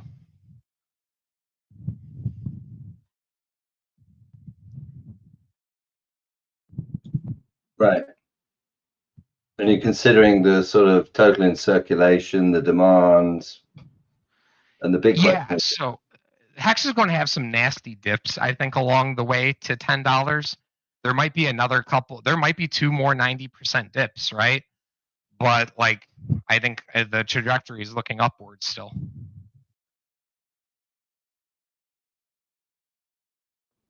And then like I think people also need to understand like price appreciation is only one part of Hex, right? Like it has some of the most crazy price appreciation that we've ever seen, right? Like it's insane what it has done. It is the fastest appreciating asset in all of human history. There is nothing that has like gotten you like more returns than Hex from the bottom in that short time period, right? It's fucking special. But like it's the interest. If the price of Hex would stay at 3.5 cents forever, it would be the best investment in all of human history because you can earn 40% a year. Yeah, I can compute that, but I'm very interested in getting consensus on trading analysis, forecast, the general, how can I put it? The big one for me is, where does all this cash come from? How widespread is crypto? Where does it come? Is it a very narrow band of the trading crypto that really pushes the price up? Is that a demand, Keynesian sort of demand thing going on? Well, I would just point to the recent events that have happened in the market. You have companies like BlockFi that were valued at $1 billion. They failed, right? Celsius, I believe, had like $20 billion or something, or some insane amount of money of money looking to earn yield. And look, it went belly up. But why did it go belly up? Because it's centralized bullshit fake crypto, right? Like there are always people looking to earn yield on their money and for it to be as safe as possible, right? Like CDs don't pay shit. CDs don't pay shit, but it's still a multi-trillion-dollar industry. There's always going to be people to look to put money away and to earn interest. Like that's why I think that it's going to hit some of these numbers, because like look at how big the market was for earning yield on Bitcoin that would steal your Bitcoin, right? Like look at all of these services, billions and billions and billions and endless billions amount of dollars have been like lost in the search of a system where you can earn yield and not lose your money. Right, because the centralized, they've always got the temptation of using it for their expenses, but also to suck it out and not reward the investors. Well, I Yeah. would say if you want to speculate with your coins or earn yield with your coins, if you don't like Hex, you would be better off just providing liquidity in some decentralized exchange. Like at least you don't have the risk of losing all your tokens. You're saying that I don't do liquidity providing? What I'm saying is, if you don't like Hex or you don't want to stake Hex, at least if you want some yield, provide liquidity on a decentralized exchange, other than just giving it to a third party. But there's still dangers with that.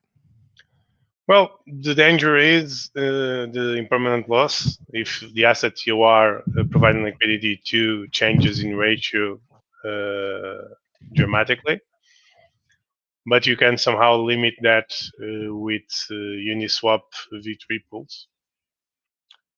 But either way, of course, it has risks. That's why people pay for you to do it.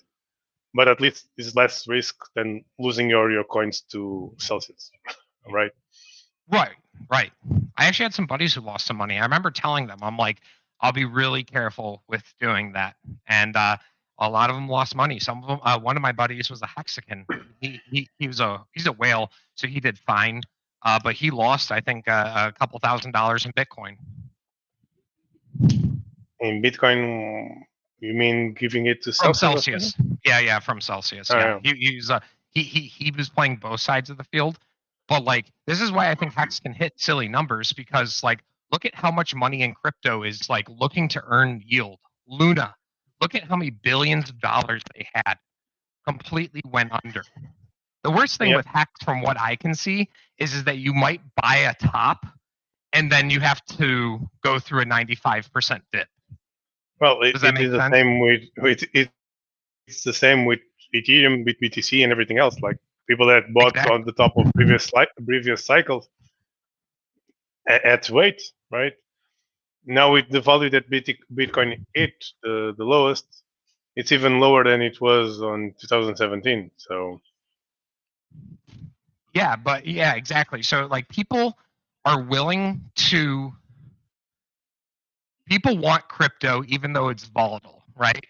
So like money that want there's so many people out there in crypto and in the regular world who want to earn yield but have it be safe. And it's just like Hex is the only answer out there. Like I like there are some staking coins that you can do, but that's like a different kind of animal.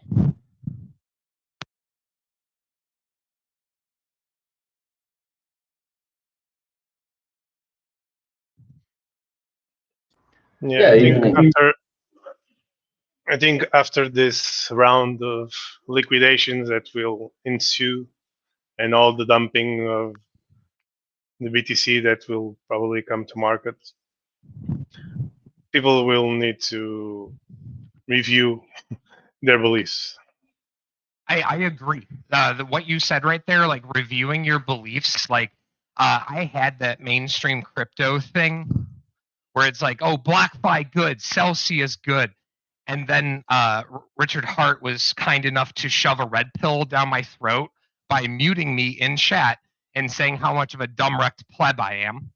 And it's just like, now that I look at it, it's just like, oh, I was wrong. It's easy to believe the fake narrative.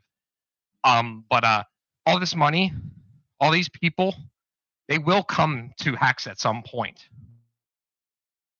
Even if they don't go all in, you're going to see people put money into Hex just as like a edge, or a hedge, right? In case it is better than Bitcoin. I think Hex flips Bitcoin at some point. Changed my mind.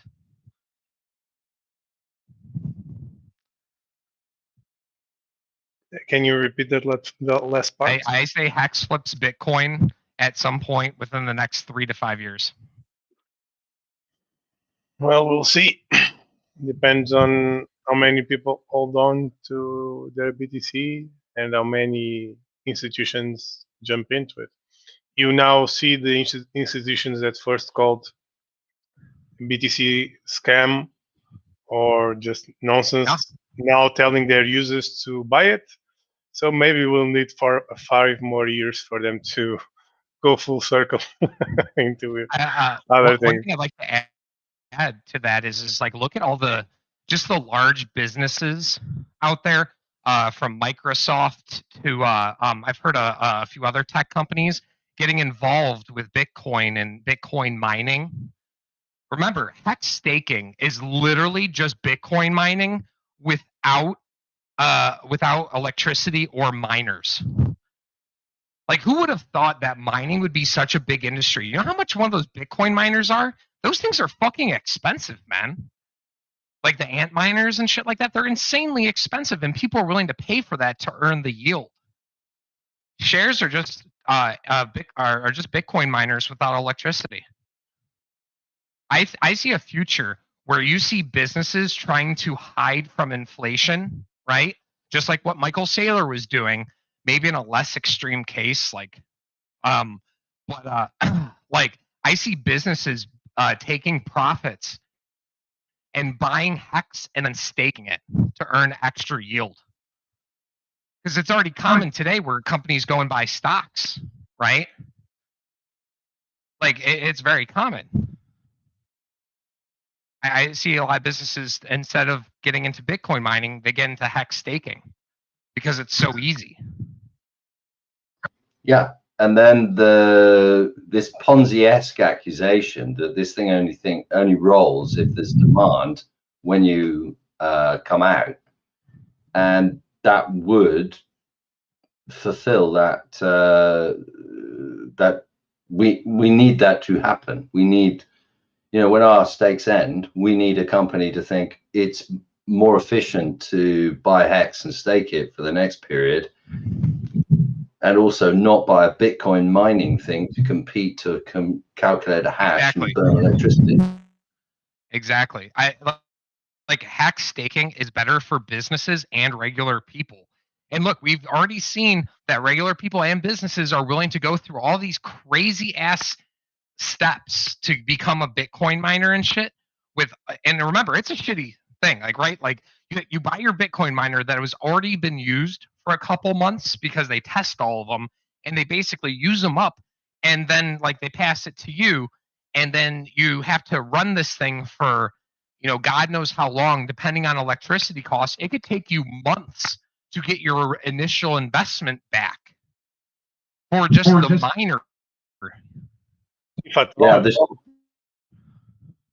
I think the shift will go from getting the most expensive, fastest Bitcoining rig to becoming the best, most reliable validator and marketing your services so that people stake with you so that you become a validator. Oh, you mean like on Pulsechain?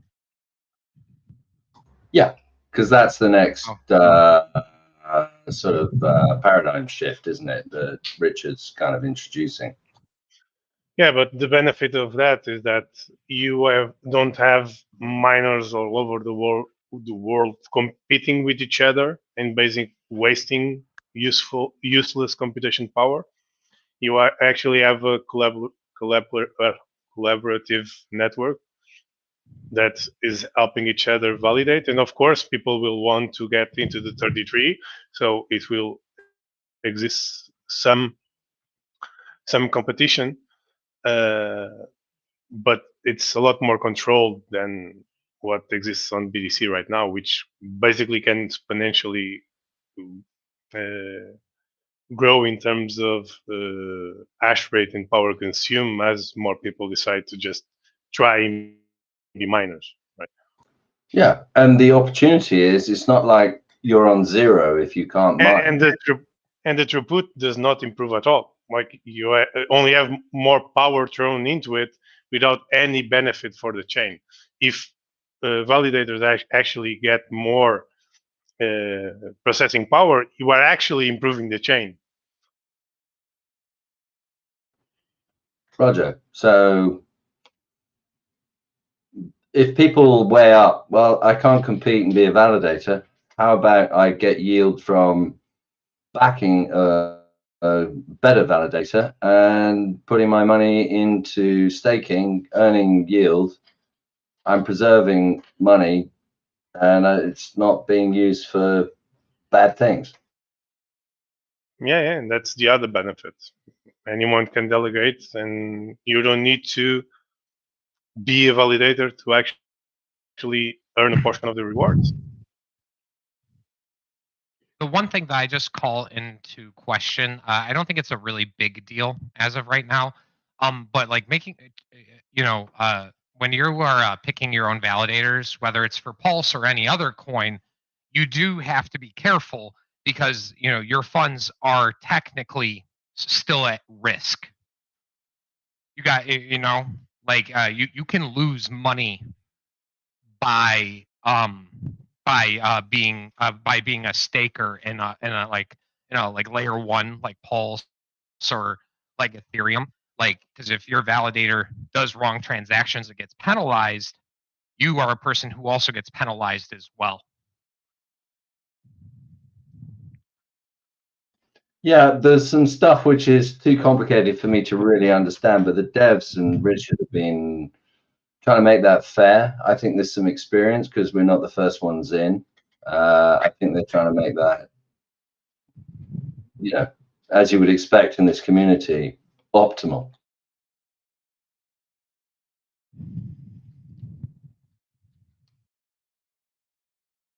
God damn it, dude! I fucking love Hex.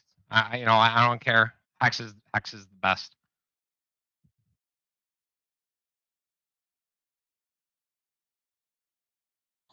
But it's great to exercise all this discussion because we get asked because we're in. And if you mention it, people ask questions, and you've got to have a holistic explanation for why it's great and why we love it. Or else we're Ponzi cult.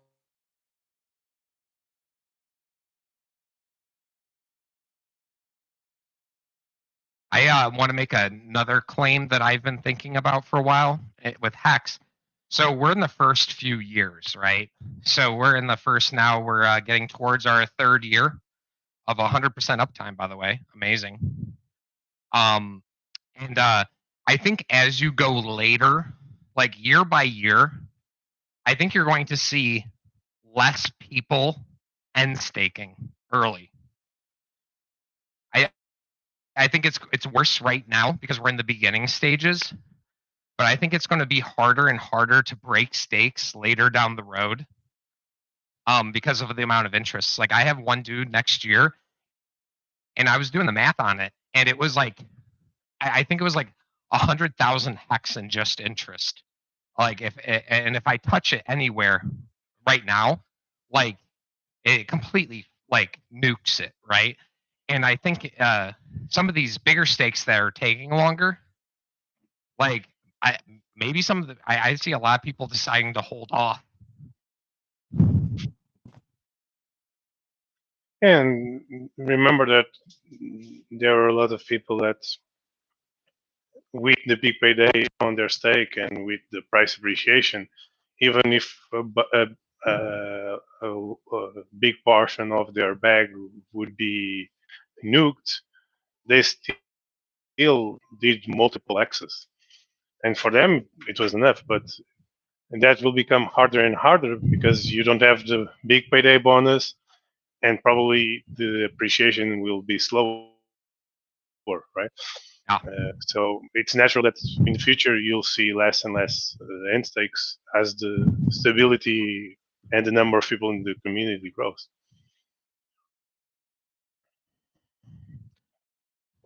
Yeah, so less emotion in the market to drag the price down because the logic is just hold. You know, when you look back at the projects that have been successful, I bought some Doge below a penny. It was like 0.02 of a penny. It was like 100, 200 bucks. And I sold it. And I made a little bit of money and I sold it. And I was like, I feel like an idiot for buying a meme coin. That was my honest opinion. And looking back, I was right, but I was definitely wrong, right? But I remember right after I sold, I went to the Doge Reddit page, right? And the Doge Reddit page, I'm not sure if you've ever been there, but I highly recommend taking a look at the memes and seeing like how they are or how they've been. And this was like in 2018. And looking at the Doge community, being like, holy shit, this community's awesome. And like they preached, you know, one Doge is one Doge, boys, hold to the moon. And like that's the entire mentality of the Doge movement, right? And Doge was one of the coins that did phenomenal. You know, you look at Bitcoin and ETH holders are they a lot of them are all about holding, right? The hodl mentality. I feel like Hex has got the strongest hodl mentality because if you don't hodl, you get penalized, right? Like if you stake and then you like break a stake, you get penalized for that. So we take holding to that next level. And that's what successful projects are all about. And remember that not only you are not gaining, you are getting diluted by the entire share pool or the entire supply going up, right? And the good thing about X is that if you think about the inflation, it has inflation, but is only paid to those at stake. The people who hold. The inflation's Exactly. only paid to the people who hold. That's a whole. Exactly. That's so important. So important. And in one way, that lends value to the people that have it liquid and can sell it at a higher valuation due to the lower supply, and the people that stake have the benefit of receiving that inflation, so increasing their stack. So both parties, stakers and non-stakers, benefit from the entire way the ecosystem works. Also, since most of the inflation is postponed due to the staking mechanism because you only minted at the end of your stake, the effective rate of inflation is a lot lower than the actual 3.69% that's advertised. Oh. So for the past year, the actual inflation was about 1.3%. And I also just want to point out, let's say that we have, there's going to be up and down years in terms of inflation, right? So you might have, like, it doesn't seem like our inflation's that high as of right now. But like, let's say in the future that it is, there are plenty of other coins that have high inflation rates that have still had high price appreciation, right? So it's like, I view it as like, even if we have years where there's higher inflation or anything, it doesn't matter because like Bitcoin had like a 20% inflation rate at some point, and it still made super high returns.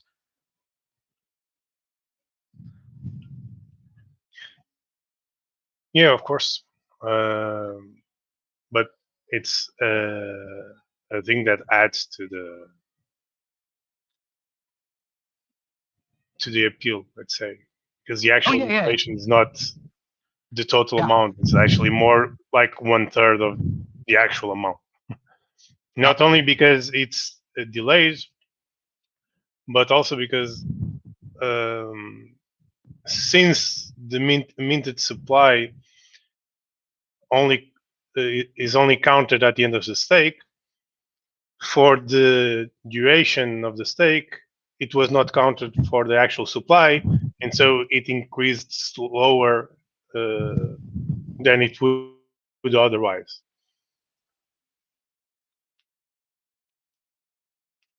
God, So tax is too tough. not only it doesn't come out, but it's also not counted towards new inflation. So it's a double benefit.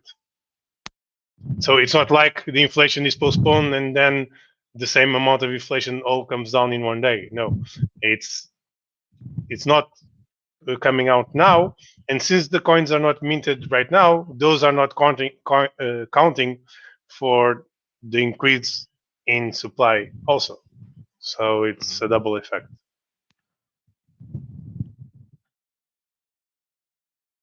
And the average stake length right now, I believe, is like 6.7 or 7 years, something like that.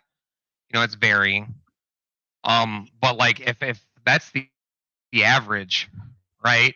Well, and then if people start emergency end staking at year 3.5, they're only getting their principal back, and I see that happening too. But like, I'm really bullish for the next few years. I think that we're going to be doing well. 3.7 cents is the bottom, boys. Put your buy orders in. You heard it here first. Well, it can still go down if enough people sell, and especially with small liquidity. But there's a lot of buy limit orders at 2 and 3 cents, so the likelihood of going lower is lower.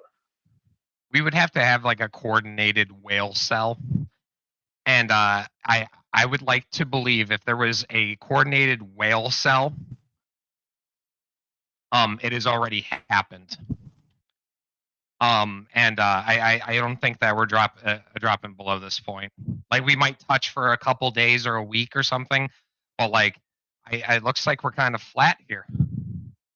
It looks like I don't know shit about charts. I don't know anything about trading, but like this looks a lot different than everything else. Yeah, I'll probably agree. If I'm wrong, I'm sorry. Like I just try to buy the bottoms, and this seems, if you look at the chart, I started buying right at the 5 cent. It was like 4.7 cents. And it's like I'm buying across the bottom. So like I feel like I'm doing very well, even if we drop lower, right? Because you're like, if you have the right mindset, just like, hey, I want to buy that bottom. Well, in order to buy that bottom, like you kind of have to buy a little higher at some point.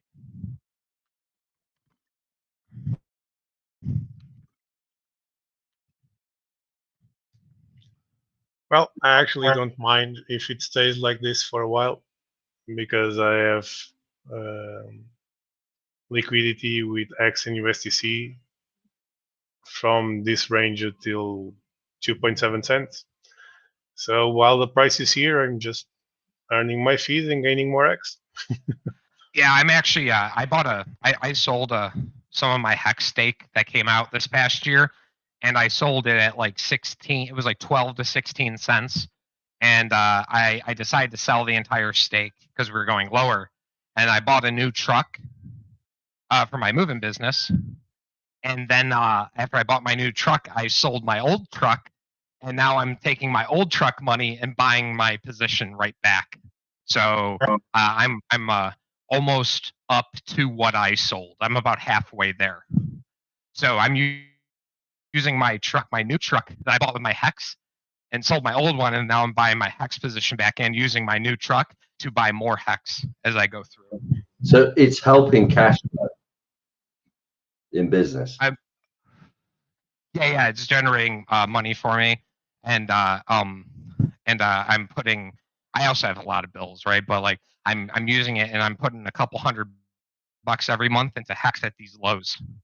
And whether it takes, once again, this could be the absolute bottom, or we could still be in bear market territory for 6 months. But it's about just dollar cost averaging in, buying as close to the bottom as you can. When I bought Ethereum at $200, you could be like, hey, you bought 2.5 times higher, 2.2 times higher than like the bottom. And it's just like, so I still made sick ass returns.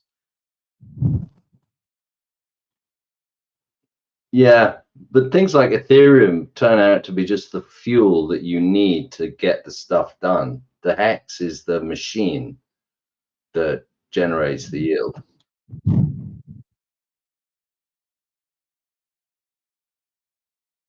That protects your store of value against inflation in the outside world.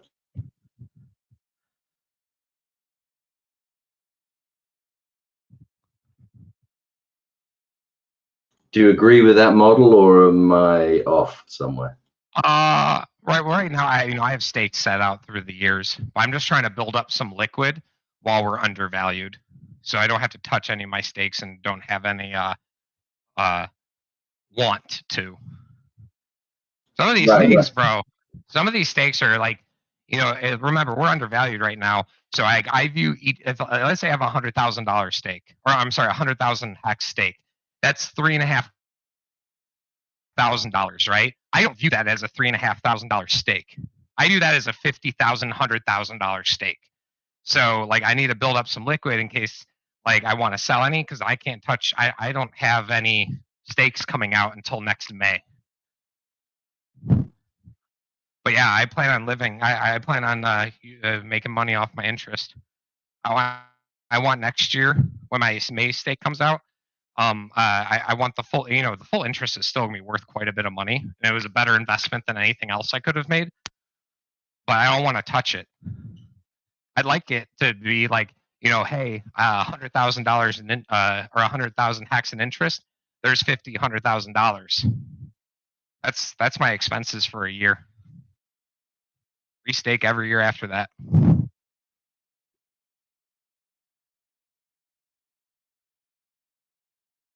Yeah, it's a lot more than just trading speculation. It can really help with financial management. I don't recommend trading, right? I try to just sell some tops and then buy really good bottoms. I'm not a trader though. It's an opportunity. Like right now, I see this as like opportunity territory. I don't know when the payoff will be. It could be next month or it could be next year. But like this is opportunity territory, and I'm not touching my stakes. Yeah, it's trading at a pace that a normal person can deal with without leverage and without crazy risk. Yeah, right. I don't do trading. I just learned, dude. Mike, you are not a good trader. You are good at finding good. I'm good at finding good coins and buying and then holding and then being able to, maybe sell at a higher price, right? Like bought Bitcoin cheap, bought ETH cheap, bought a couple other things cheap. I think they call that value investing. It's value investing. You're spotting Yeah, good value value. investing. Yeah. Like, what's going to be here? Like, I don't care about pump and dumps. Like, if Doge, like, I would settle for lower returns for something that I know I'm going to get my money back, right? Like, I think Hex is going to have both value and returns, especially from these points of 3 cents. But like, I'm here because of the value proposition, product market fit, and the interest is fucking nice.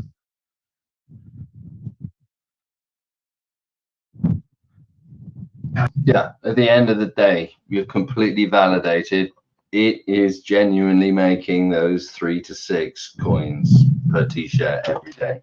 Boom. Yep. No One matter what. t-shirt, couple of thousand a year. Bang.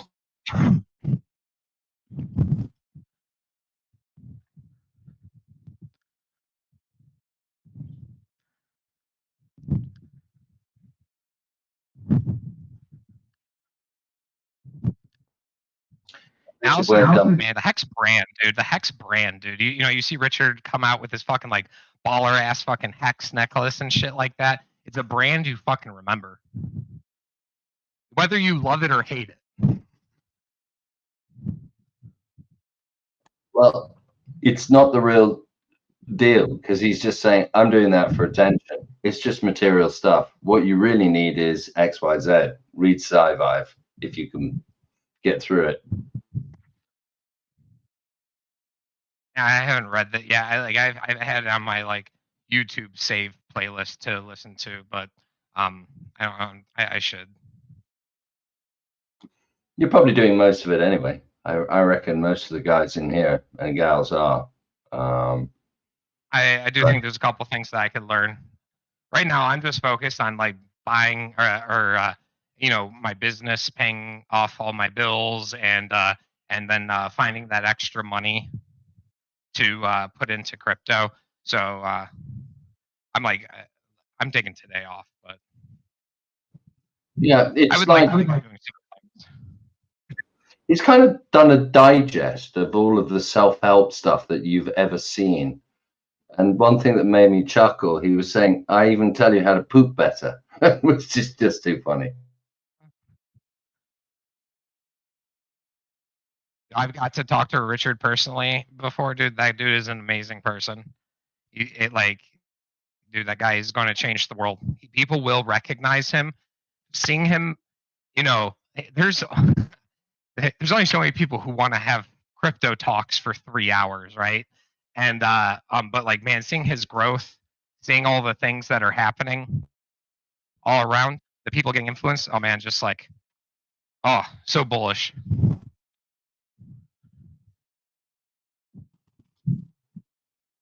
You ever talk to him about reproduction, that perhaps you should make a little baby, Richard Hart? He probably should. You know, I said to myself, I'm not sure if I want kids. But if Hex hits at like $1, I'll go and start a family. That's my like condition. I'm not sure if I necessarily want to right now, unless I'm the one thing that makes me feel better is if I'm financially secure. And at $1, I'm more than financially secure. But if we see $1 Hex or near it, I'll go start a family. But I don't know if Richard would. Maybe. What price do you think he'd consider? I don't think it matters for him. I just think if he wants to. I'm sure sleeping with like supermodels, like random supermodels all the time, like is a better lifestyle than going and having a kid and being committed. Because I'm sure Richard would agree that like, you know, a 2-parent household like is very good for kids and stuff like that. So I'm sure he would want the best for his child. And if he wants to just have, you know, sex with a whole bunch of supermodels, so he can't blame them, right? And it's like, well, that's probably not best for a kid. So maybe it's when he's done sleeping around with every fucking gorgeous woman. No, you just got to find, you know, someone's compatible with you, who looks great and is a great mum and is maybe as smart, if not smarter than you. There's plenty of them around. if you're going to hang out with them for a long time. But it's the gene combination to my kid gets 100% in his maths. I mean, I got 6 of the guys, but they're all pretty smart. But the latest one, he's just off the dial.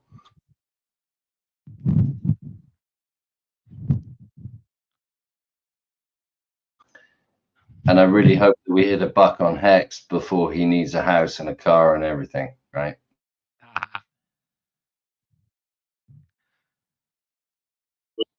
You know, Let's they hope have we hit a done buck. everything. I'm sorry. I'm hoping for a buck on PulseX. I don't know what the pricing on. I don't know anything about the like how much PulseX you got for $1 or anything.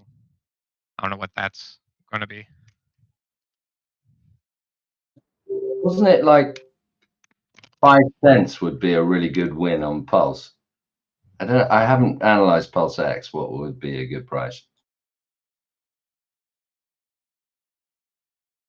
I got to run. Hold on 1 second.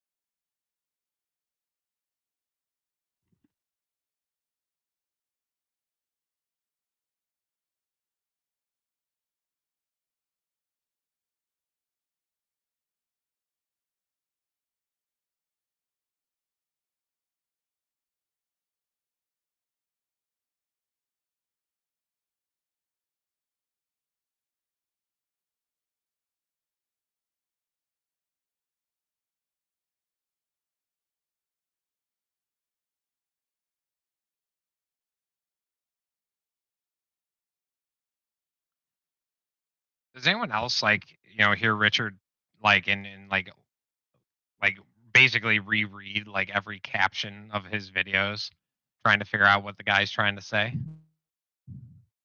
He's gotten so bullish in that last video. It's the most bullish I've heard him say in a while.